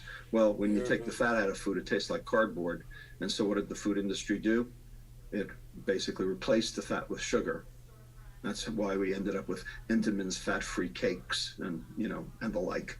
And that was when the pasta craze, first hit was, refined carbohydrate because it was, quote, low in fat, etc. And, now we're off to the races. Well, now, it's just exploded. Luckily, we can make pasta out of zucchini and squash and stuff like that, which is really good, actually. Ever since. Is it the sugar that's inherently bad in and of itself, or is it the excess amounts? I mean, or is it both, right? Because that... Restream.io. Congratulations. You've received 100 messages today with Restream chat. I think a lot of people might say, well, look, you know what? This never used to be a problem, right? And we would have the odd sweet treat now and again.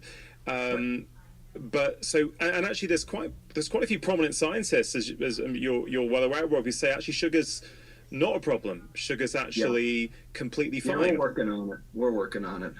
I have a bone to pick with some of those scientists, and we can argue that and talk about that if you like, as to exactly why they say what they say. So here's what I can tell you. All right. Oh shit. There are social drinkers. Yeah. And there are alcoholics. Now, social drinkers can pick up a beer and put it down, and they don't need one every day. I did. Alcoholics pick up a whiskey and can't put it down, and they need it 3 times a day. Right? Yeah. Did the one beer that the social drinker drank hurt them? Unlikely. Unlikely. And the reason it's unlikely is because there is what is known as a first pass effect.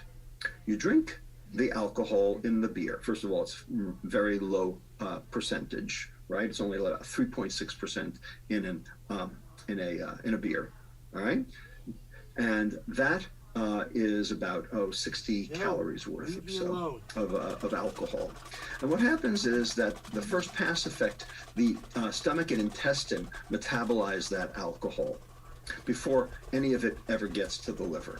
And so the amount that actually hits the liver that could do damage is exceedingly small. And as long as you're not following up with a second beer and a third beer and a fourth beer and a fifth beer, like can happen at the Newcastle pub, you don't usually have a big problem, right? But if you keep doing that, then that is a problem. So it's a dose-dependent phenomenon. And your intestine is there to try to protect your liver from getting the onslaught. before it will do damage. Same with sugar. No difference. So your intestine can take a small amount of sugar that you consume and can actually turn it into fat in the intestine. Oh, bro, yeah, I'm intestinal out. de novo Make that next one. lipogenesis. The process of I converting totally sugar saw to that fat coming, Cyber. into VLDL in the intestine so that it will not go straight to your liver. Right?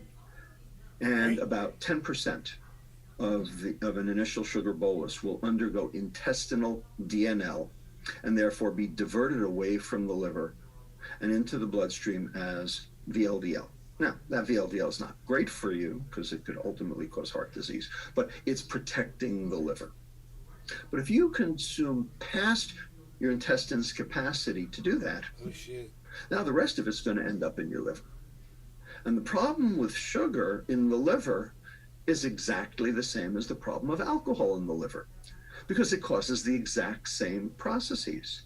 It causes glycation, it causes oxidative stress, it causes mitochondrial dysfunction, and basically drives insulin resistance, this phenomenon that we now know is at the base of virtually all chronic metabolic diseases. Therefore, your pancreas has to make extra insulin to make the liver do its job, because now the liver's not working right because it's been poisoned. I'm doing that Galaxy Quest thing again. And so insulin levels rise all over the body, and now you've got the risk for Alzheimer's, you've got the risk for heart disease, you've got the risk for cancer, you've got the risk for virtually every other chronic metabolic disease on the plate. All because of what happened to your liver. And fructose, that sweet molecule in sugar, basically has the same fate as alcohol. So when people say, oh, little sugar's fine, the answer is, yeah, because your intestine diverts that little bit away from the liver. As soon as you overwhelm that capacity, now your liver is right in the crosshairs. And that's when chronic disease is going to start. Yeah. Rob, you're a pediatrician.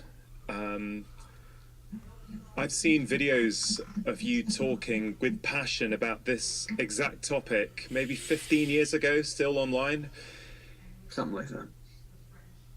When was the first time for you that you started to think, what's going on here? In the book, you have been pretty it's pretty provocative at times. I actually agree with it, so I like it. You've really gone out there. You've ripped into modern medicine at times, and we're definitely going to talk about that. Yep. But when was it? Because you do have this sort of incredible passion and energy to get this message out there, and I'm just wondering, what was it in your clinical experience that actually really got you into thinking there must be another way here? This can't be right. Right. Well, so I had 3 aha moments. 3. And that sort of got me to where I am today and why I'm saying what I am saying today. The first aha moment came when I worked at St. Jude Children's Research Hospital in Memphis, Tennessee, pediatric cancer hospital. And I went there in 1995. I pulled some G's on that one. Was presented with a cadre of you can pull so many G's that you rip off the wings. Oh, wow. I should try that. I should try that. Speed on. Let's rip the wings off this bad boy. If they're brain tumors, because of surgery and radiation, sometimes chemotherapy, who had become massively obese. They were perfectly normal weight before the tumor. And now they were on the order of 350 to 400 Right pounds. now I'm passed out. Well, okay. Normal kids. That's hilarious, bro. It's just black screen. Oh, yeah. Oh, my God. Hey, hello. You still got your wings? Yeah. Yep. I should have pulled them off there. Oh, my God.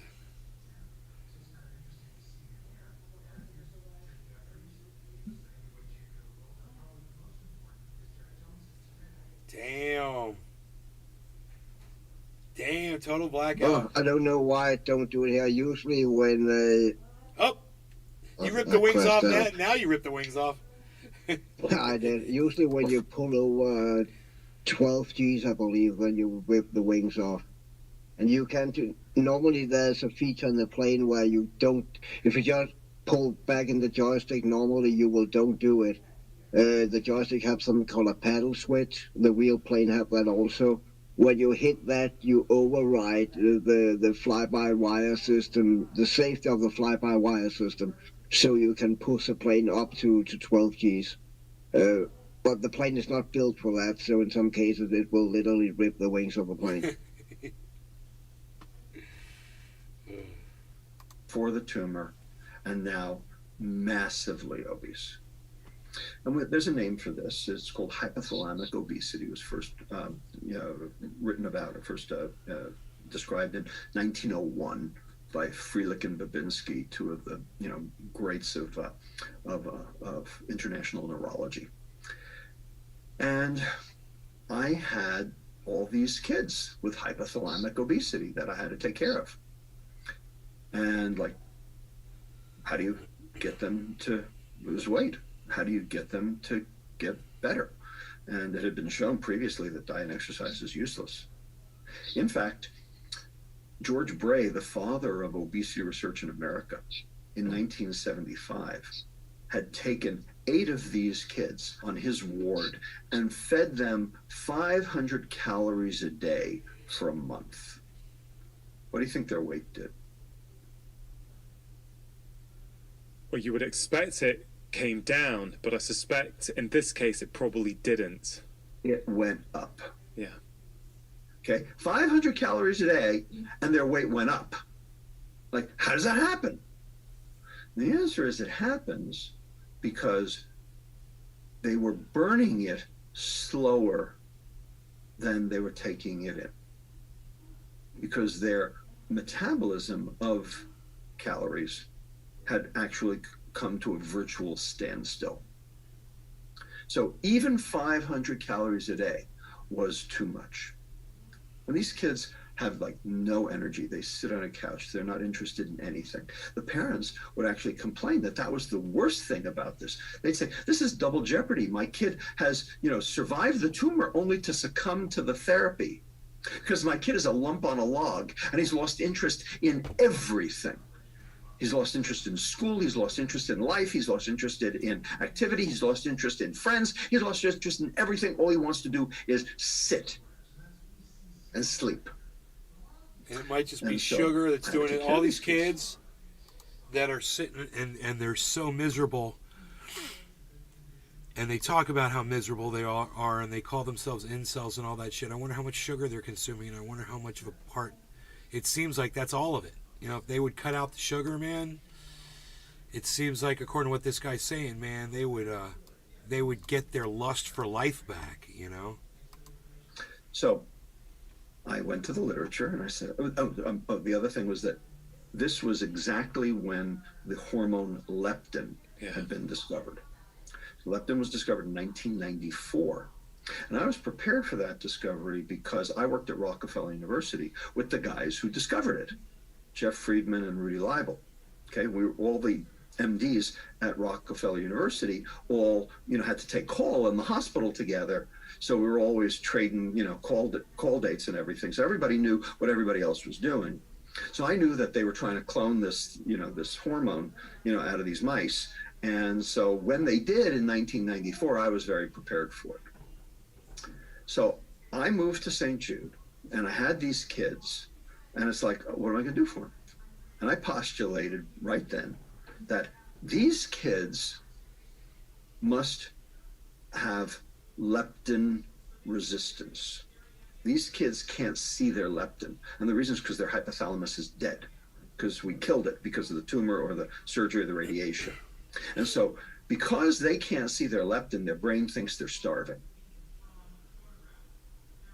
So the question was, okay, their brain thinks they're starving. So what's downstream of leptin? What's actually making them gain the weight? The starvation's why they're hungry, but what's making them gain the weight? Well, we knew that these kids made a lot of insulin.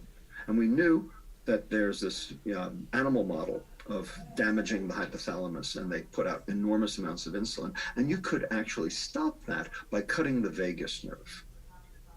The vagus nerve is the nerve that leads from the brain to the pancreas, and then the insulin would go down.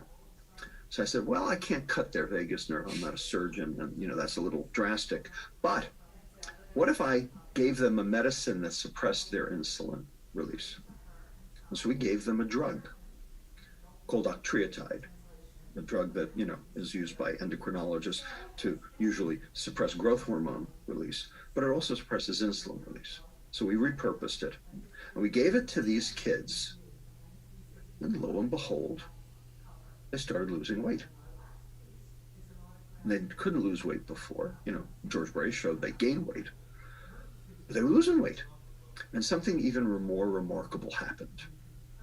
They started exercising spontaneously. Huh. One kid started competitive swimming. 2 kids started lifting weights at home. 1 kid became the manager of his high school basketball team, running around collecting all the basketballs. I mean, these were kids who sat on the couch, ate Doritos, and slept. And now they're active again. And the parents would say, oh my God, I've got my kid back. And the kid would say, this is the first time my head hasn't been in the cloud since the tumor. Yeah. So something had changed their relationship to the world. Not just their relationship to food, but their relationship to the world.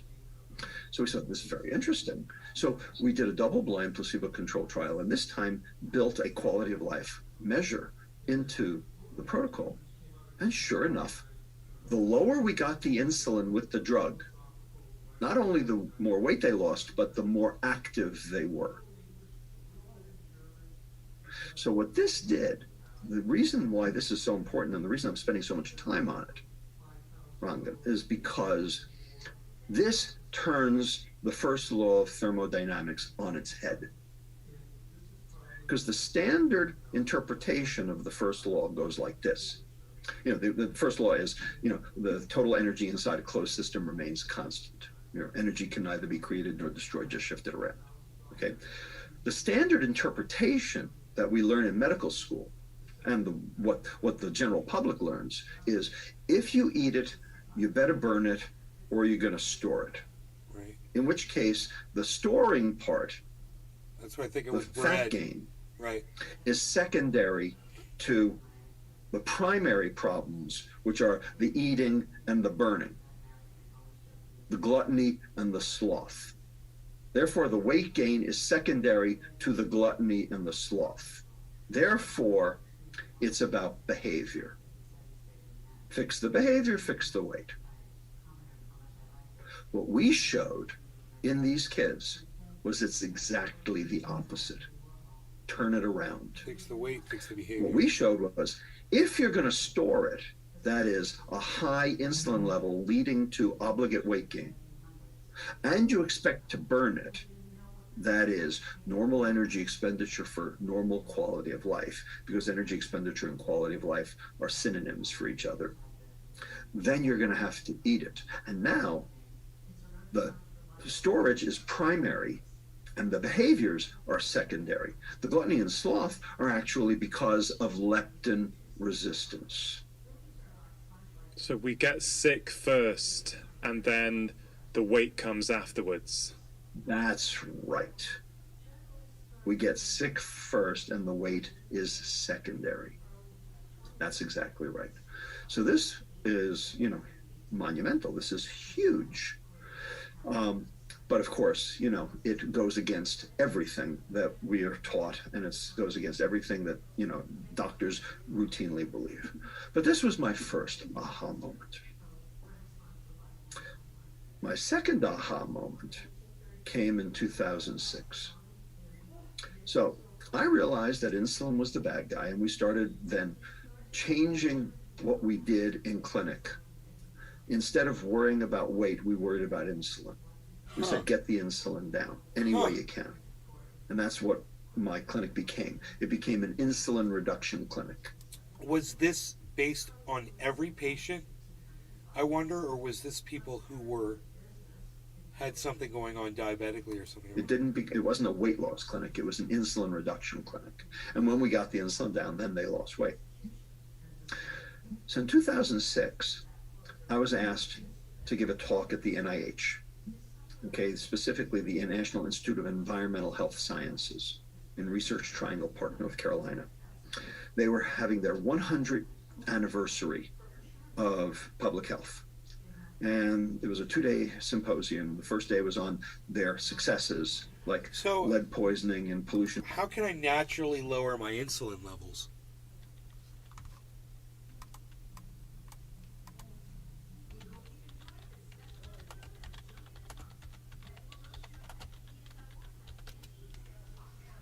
Oh, shit.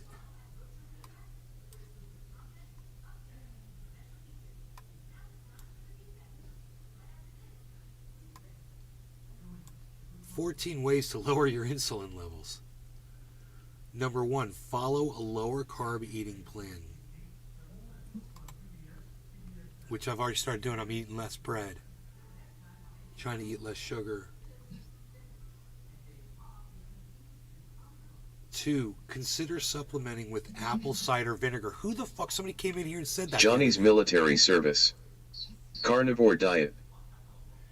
Number 3, keep an eye on portion sizes. I do. I eat less food than I've ever eaten in my life. 4, lower your intake of all forms of sugar. Okay. 5, prioritize physical activity. I do. I work out every morning. And I do labor out in the yard all day. 6, try adding cinnamon to foods and beverages. Huh. Cinnamon, guys. Help lower your insulin levels. When eating carbs, choose complex carbs.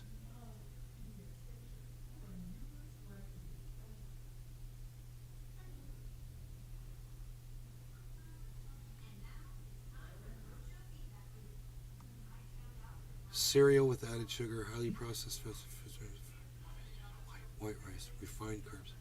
These carbs important. Just very quickly. Refined carbs can lead to several health problems. Yeah, but you're not giving me examples of what they are. Increase your overall activity level. I do that.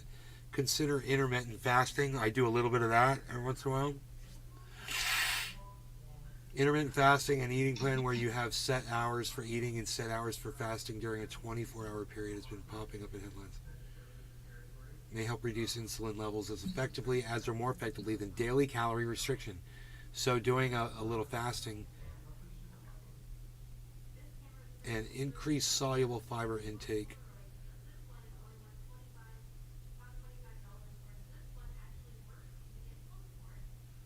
Whole foods.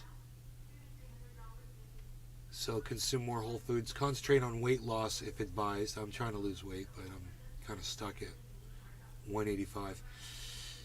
Incorporate green tea into your diet. So add cinnamon, add green tea. Contains high amounts of an antioxidant known as EGCG, which may help fight insulin resistance. Eat more fatty fish. Like salmon, sardines, no thank you. Mackerel, no thank you. Herring, no thank you. And anchovies, no thank you. I don't want any of it. I don't want any of the fish. 14, get the right amount and type of protein.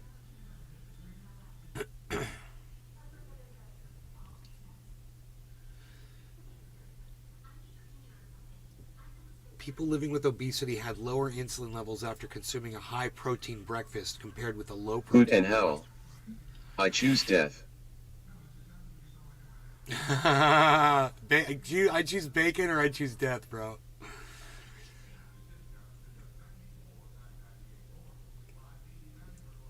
Tula tetro. I drink powdered cinnamon gin in a tea or decaf before bed. It's supposed to also burn fat while sleeping. Yeah, add that to a green tea. So that was interesting. Okay, so now we all know how to lower insulin levels. We all know to avoid sugar. We all know to avoid carbs. And let's hear what else this guy has to say. I've got to go feed my cat, and maybe... I don't know if I'm going to drink another cup of coffee or not. I'm kind of hungry, actually. It's weird. I kind of feel like eating something. So I don't know what I'm going to do right now, but here, a little more of this guy. Things they'd figured out, and I'm going to feed the able cat to do and I'll be right something back. for the public health. And the second day was on challenges.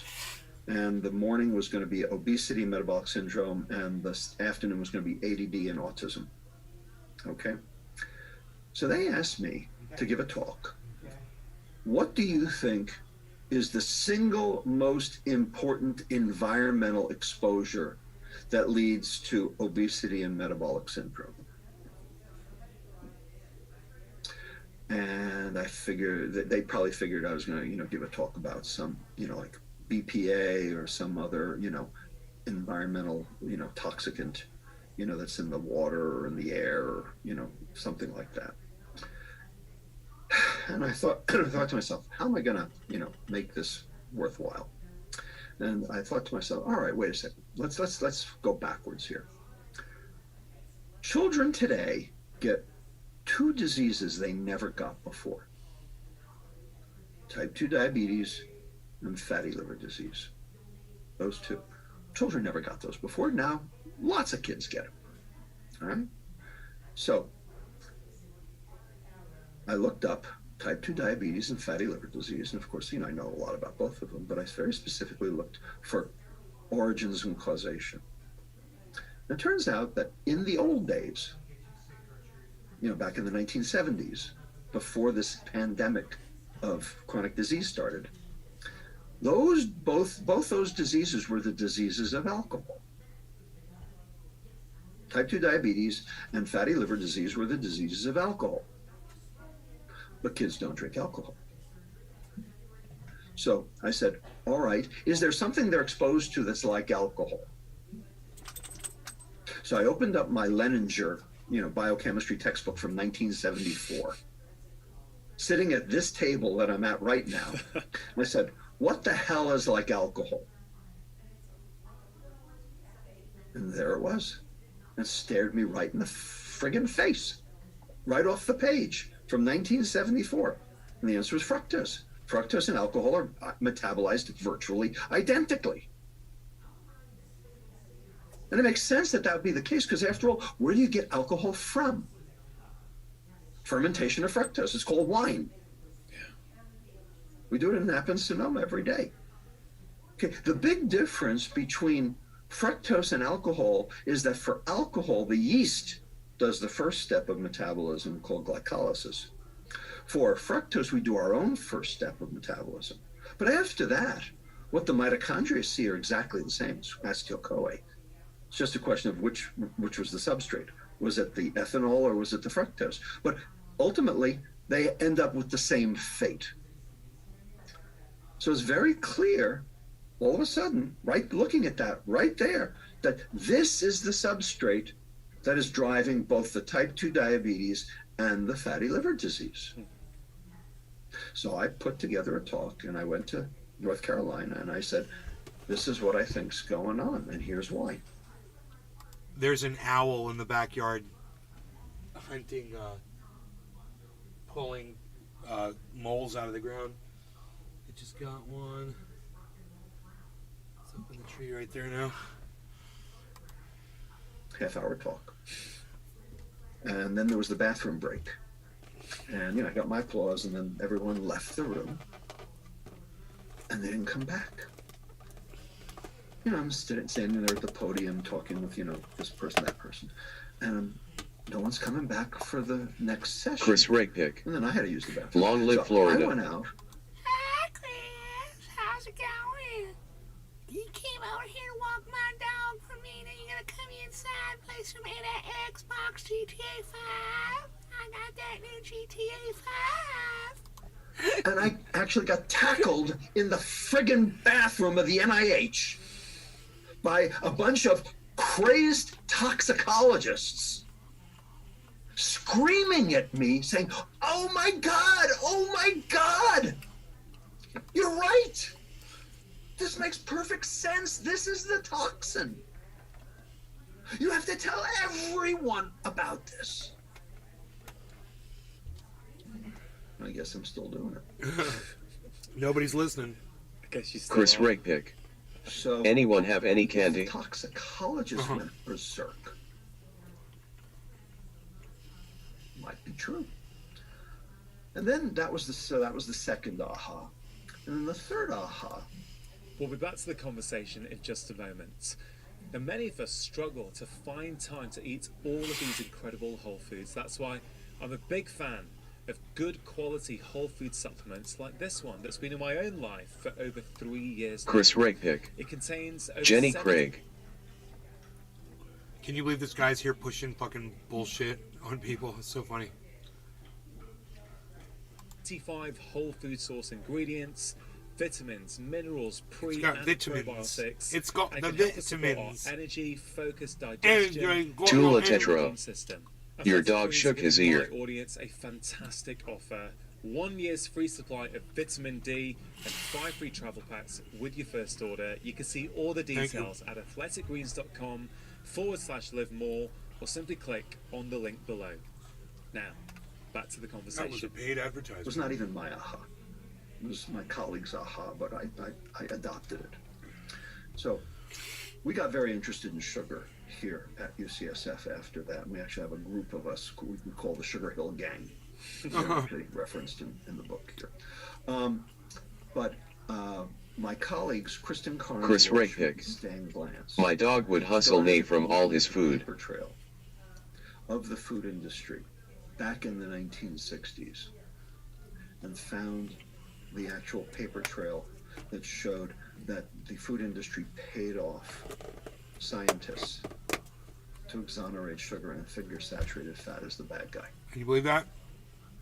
We actually found Chris the Rakepick. documents that My showed dog is watching this Tula. transfer and the communications, just like what the January 6th committee is doing now. Follow the money. And we actually Chris, we're trying to watch this dude. If you're going to sit here and hit on Tula the whole time, man, it's going to be really aggravating. So I'm just going to mute the chat so we don't have to listen to your horny ass. proved that the sugar industry put their thumb on the scale. Chris back in Rakepick. the 1960s. Is that exonerate sushi? the product. Because We there love had been sushi. data that had been coming out at that point showing that sugar was not good for you. In fact, that's what John Yudkin found. Remember, Pure White and Deadly. And he had found, and so people were starting to cast a fisheye at sugar, and so they had to go into overdrive mode and to PR this problem away. And so they approached the chairman of the Department of Nutrition at the Harvard School of Public Health, Fred Stair, and his associate, Mark Hegstead, who ended up becoming the head of the U.S. Department of Agriculture. Have at it, Chris. In 1970. To pay them off $6,500 You horny old back man. then, which would be about $50,000 today, to write 2 review articles to appear in the New England Journal of Medicine that basically said saturated fat's the bad guy and sugar is no problem whatsoever. So that's the third aha moment. It's all a scam. It's all a scam. The whole thing's a put-up job. Exactly. It's a sugar fucking That's lie. why I wrote Metabolic. Big sugar.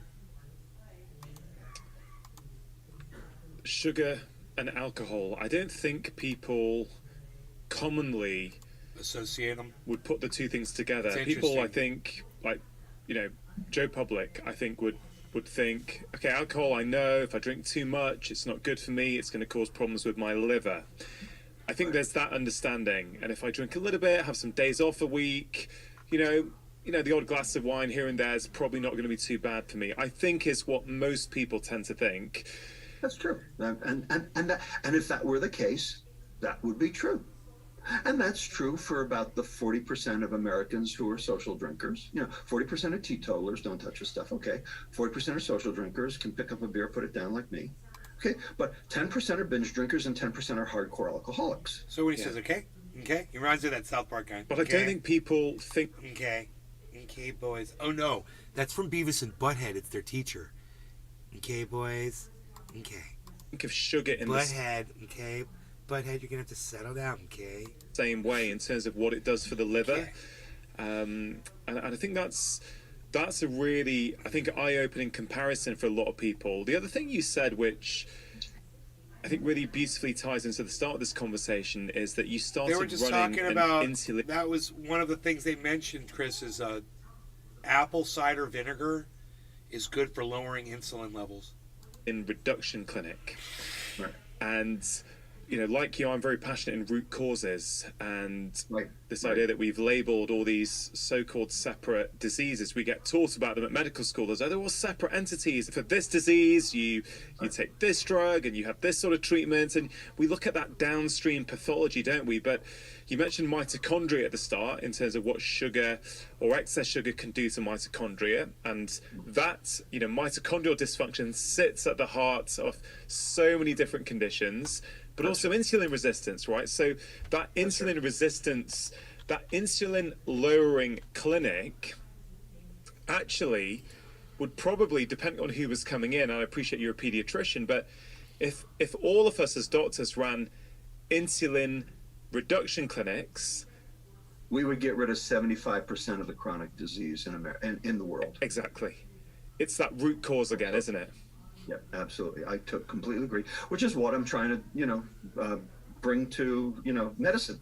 Unfortunately, medicine is provincial. Medicine doesn't, respond very well to, new ideas. Yeah. It's, it's a cartel, if you will. You're very critical of modern medicine in the book. You say modern medicine treats symptoms. You say modern medicine is not the solution. I do indeed, and I agree with this. It's something it's one of my big frustrations in my 21 year career seeing patients. It's like, I sometimes wonder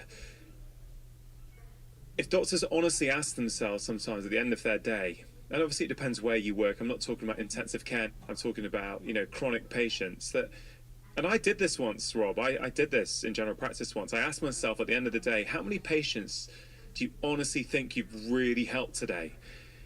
And, quite a few years ago, it was 20%. I thought I've only helped 20% of people. The other 80%, I've done something. I've sent them off for a test. I've, referred them, or I've given them a drug. But I kind of knew they'd be back. I thought, I'm not really getting to the heart of this problem. I knew it, and I kind of feel the patient knew it as well. And that's kind of one of the things that led me on this journey to try and understand that there must be a different way. And, that's why I think Metabolical is such a wonderful book. It outlines the history, it outlines the science, but it also gives some really practical solutions. And, I love we mentioned the liver a lot so far. So one of your big messages in the book is protect the liver and feed the gut, right, in terms of dietary advice for people. And a lot's been written about food in the past, but that's very fresh. I think that's quite a new idea for people. And I wonder if you could explain then, what do you mean protect the liver and feed the gut? Sure. Well, before we go into protect the liver, feed the gut, because that'll take up the whole rest of our podcast, is explaining all that. I want to just address the whole medical school thing. And how you felt as a doctor. Me too. The bottom line is, we treat medicine, and unfortunately medical schools treat medicine like a big game of Clue. Colonel Mustard in the conservatory with the candlestick. Match the symptom card with the diagnosis card with the treatment card and discharge your patient. In fact, in 1980, there was a game that we used to play in residency, on like Sunday mornings before things got busy in the ER, called Intern. And that was what you did. You basically took your symptom, you got a symptom card, you got a diagnosis card, and you got a treatment card. And once you got the three of them together, you got rid of the patient. First, player to discharge all their patients won the game, and that's how we treated it. So, these diseases, got a meningitis, here's an antibiotic. Got a cancer, here's a chemotherapy. But the fact is, chronic disease doesn't really fit into that. Yeah.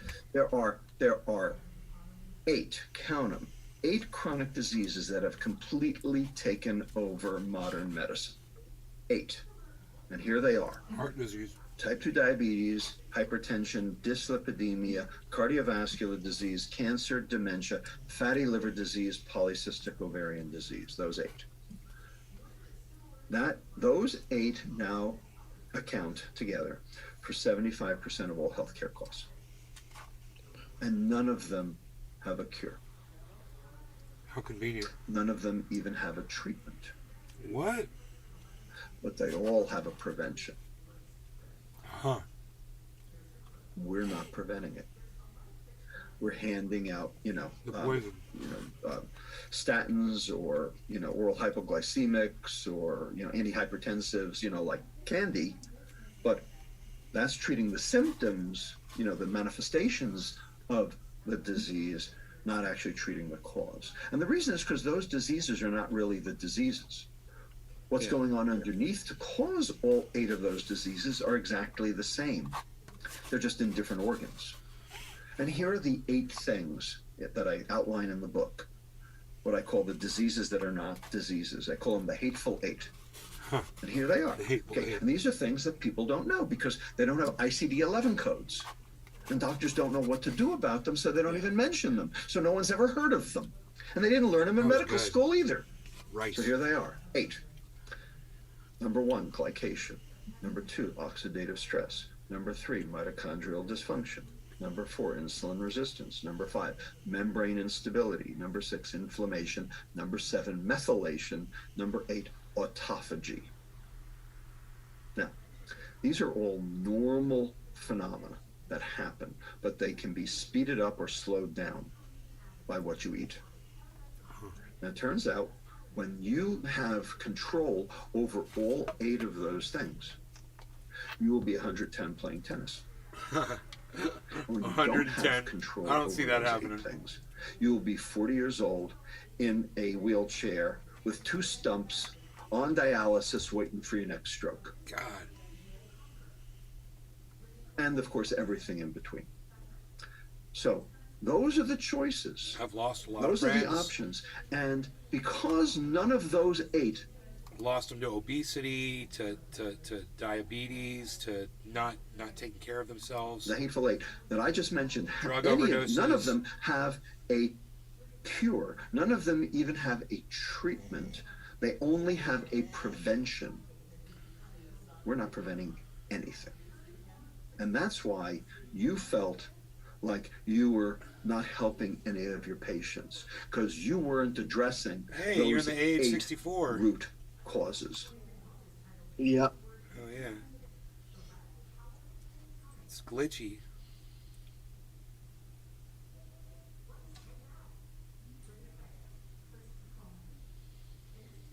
It's weird. Why is it all glitching around like that? Well, it's not. I see that.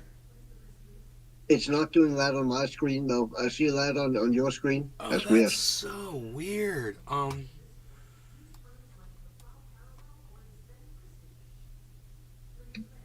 I don't know if Huh.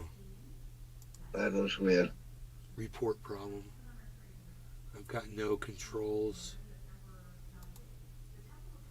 I think I don't know why. It says 1080p, 60 frames per second. Nitro streaming quality. I don't know. Me neither, bro. I'm running at 1920 by 1080 up here.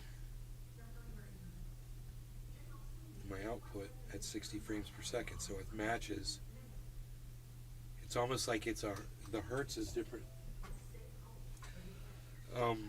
Let me go take care of this doggy dog. See if he wants to go outside. You want to go outside, dog? Might be bears out there. Are you guys fighting? We can't fight each other.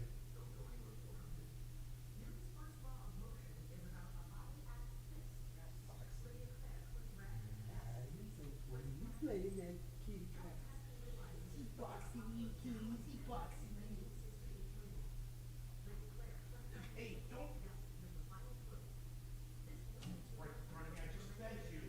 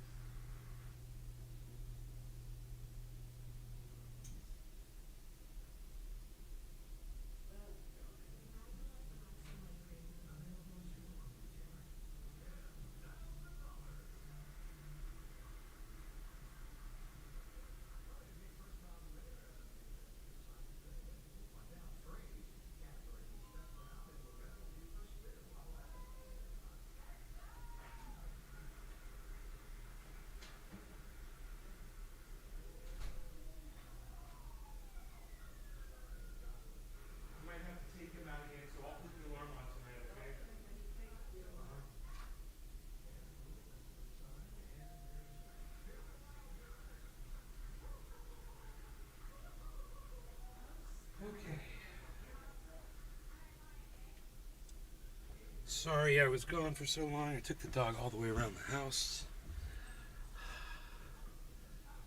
Alright, so, in 80 minutes, Destiny's going live with a debate.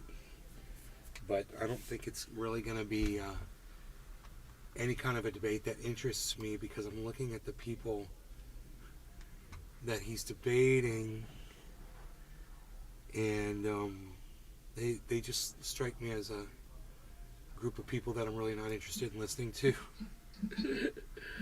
So I don't see what the content's going to be, what the subject matter is going to consist of. But that's not for a long time, actually. You know, that's late. That's not for until 10 o'clock tonight. It's scheduled for 10 o'clock, yeah. I don't even know if I'll still be awake at 10. Yeah, too late. It's probably too late. I don't know if it would last that long, especially if we get into some dabs.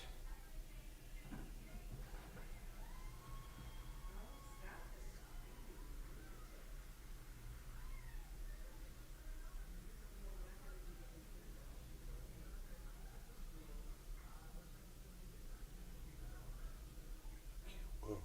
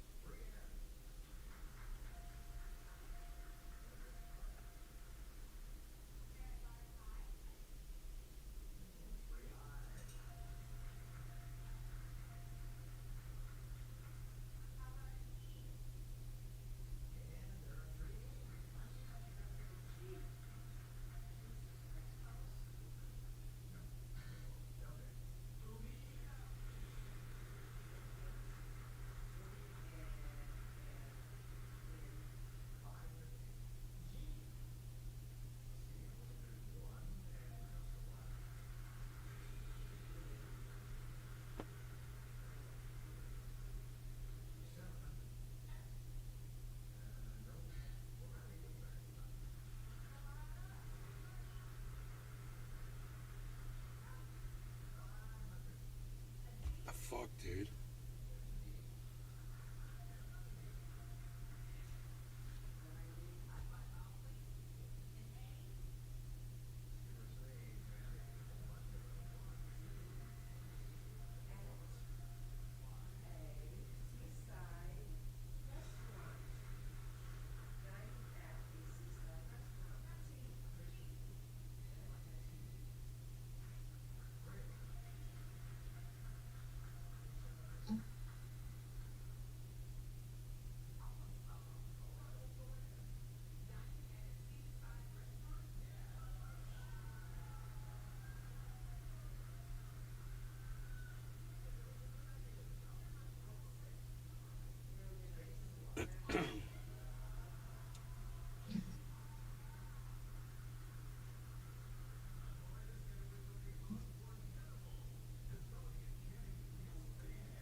Yeah, it's a good game.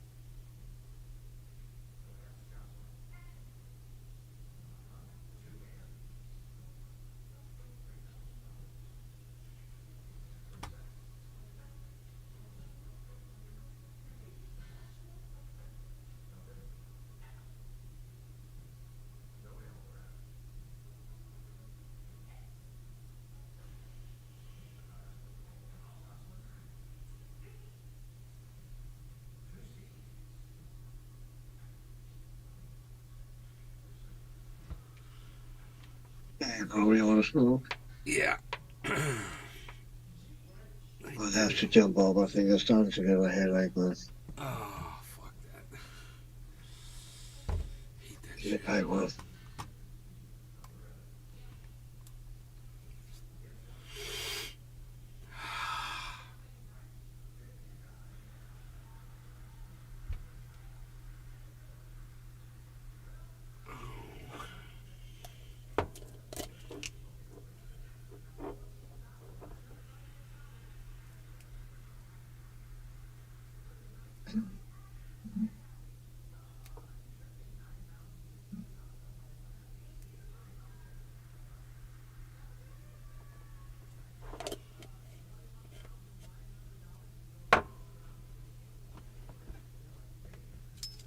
Let me know when you're ready.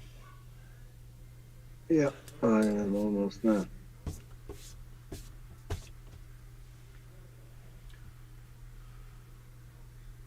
I am unpacked. All right. Cheers, No Law Regarding Cannabis. Cheers, Cyber. Cheers, Tula, Chris, and Arafat. Cheers, guys. Cheers, bro. Cheers, everybody.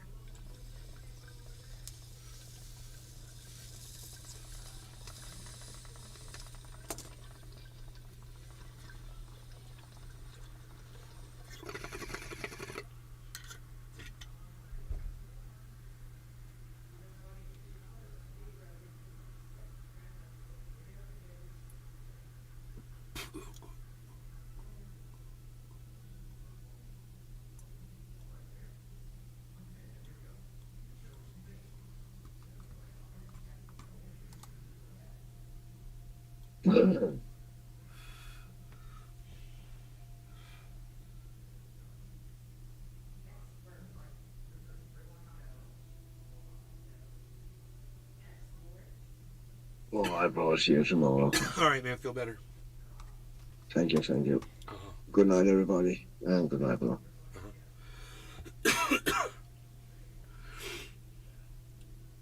So I decided against the coffee. Otherwise, I would be watching that debate with you guys tonight.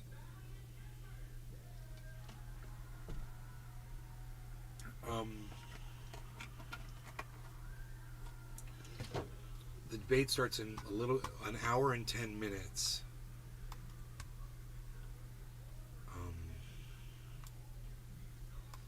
And I don't know if I could figure out what they're going to be debating. Let me see.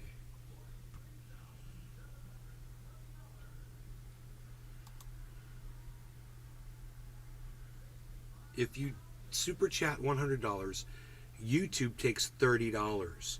If you donate $100, Streamlabs only takes $3.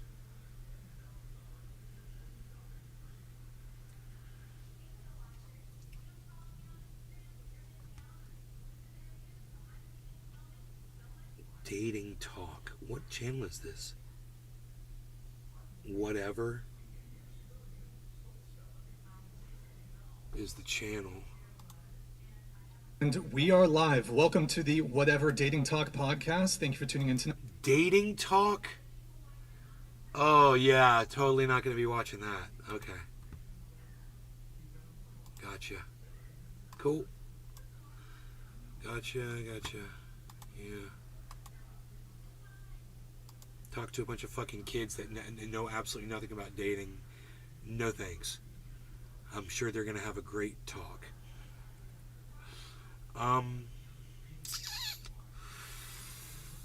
What else is going on, man? I wonder. I definitely don't want coffee, man. Too late. Not going to do that to myself.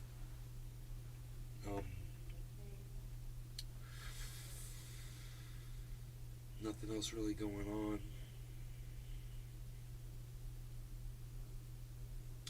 Anyhow.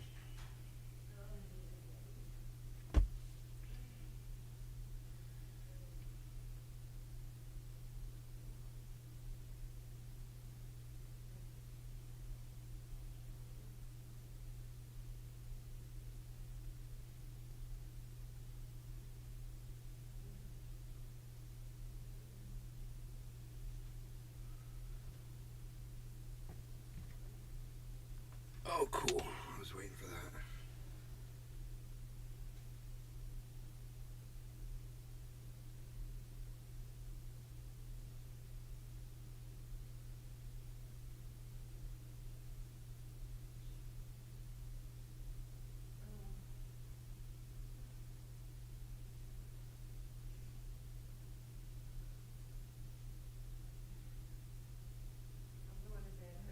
All right, Mom, feel better. I love you.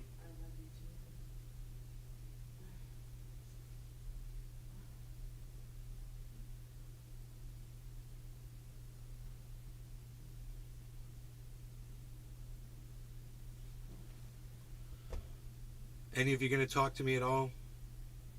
Yeah, I kind of got something going on here, and I could just dump this podcast if nobody's going to talk in the chat. You guys have nothing to say?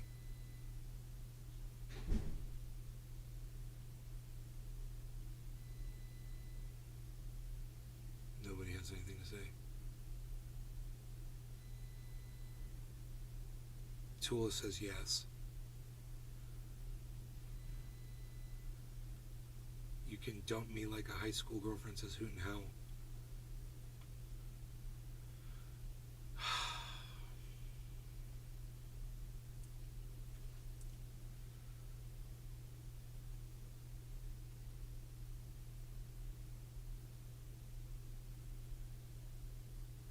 Dogs and fucking cats, dude.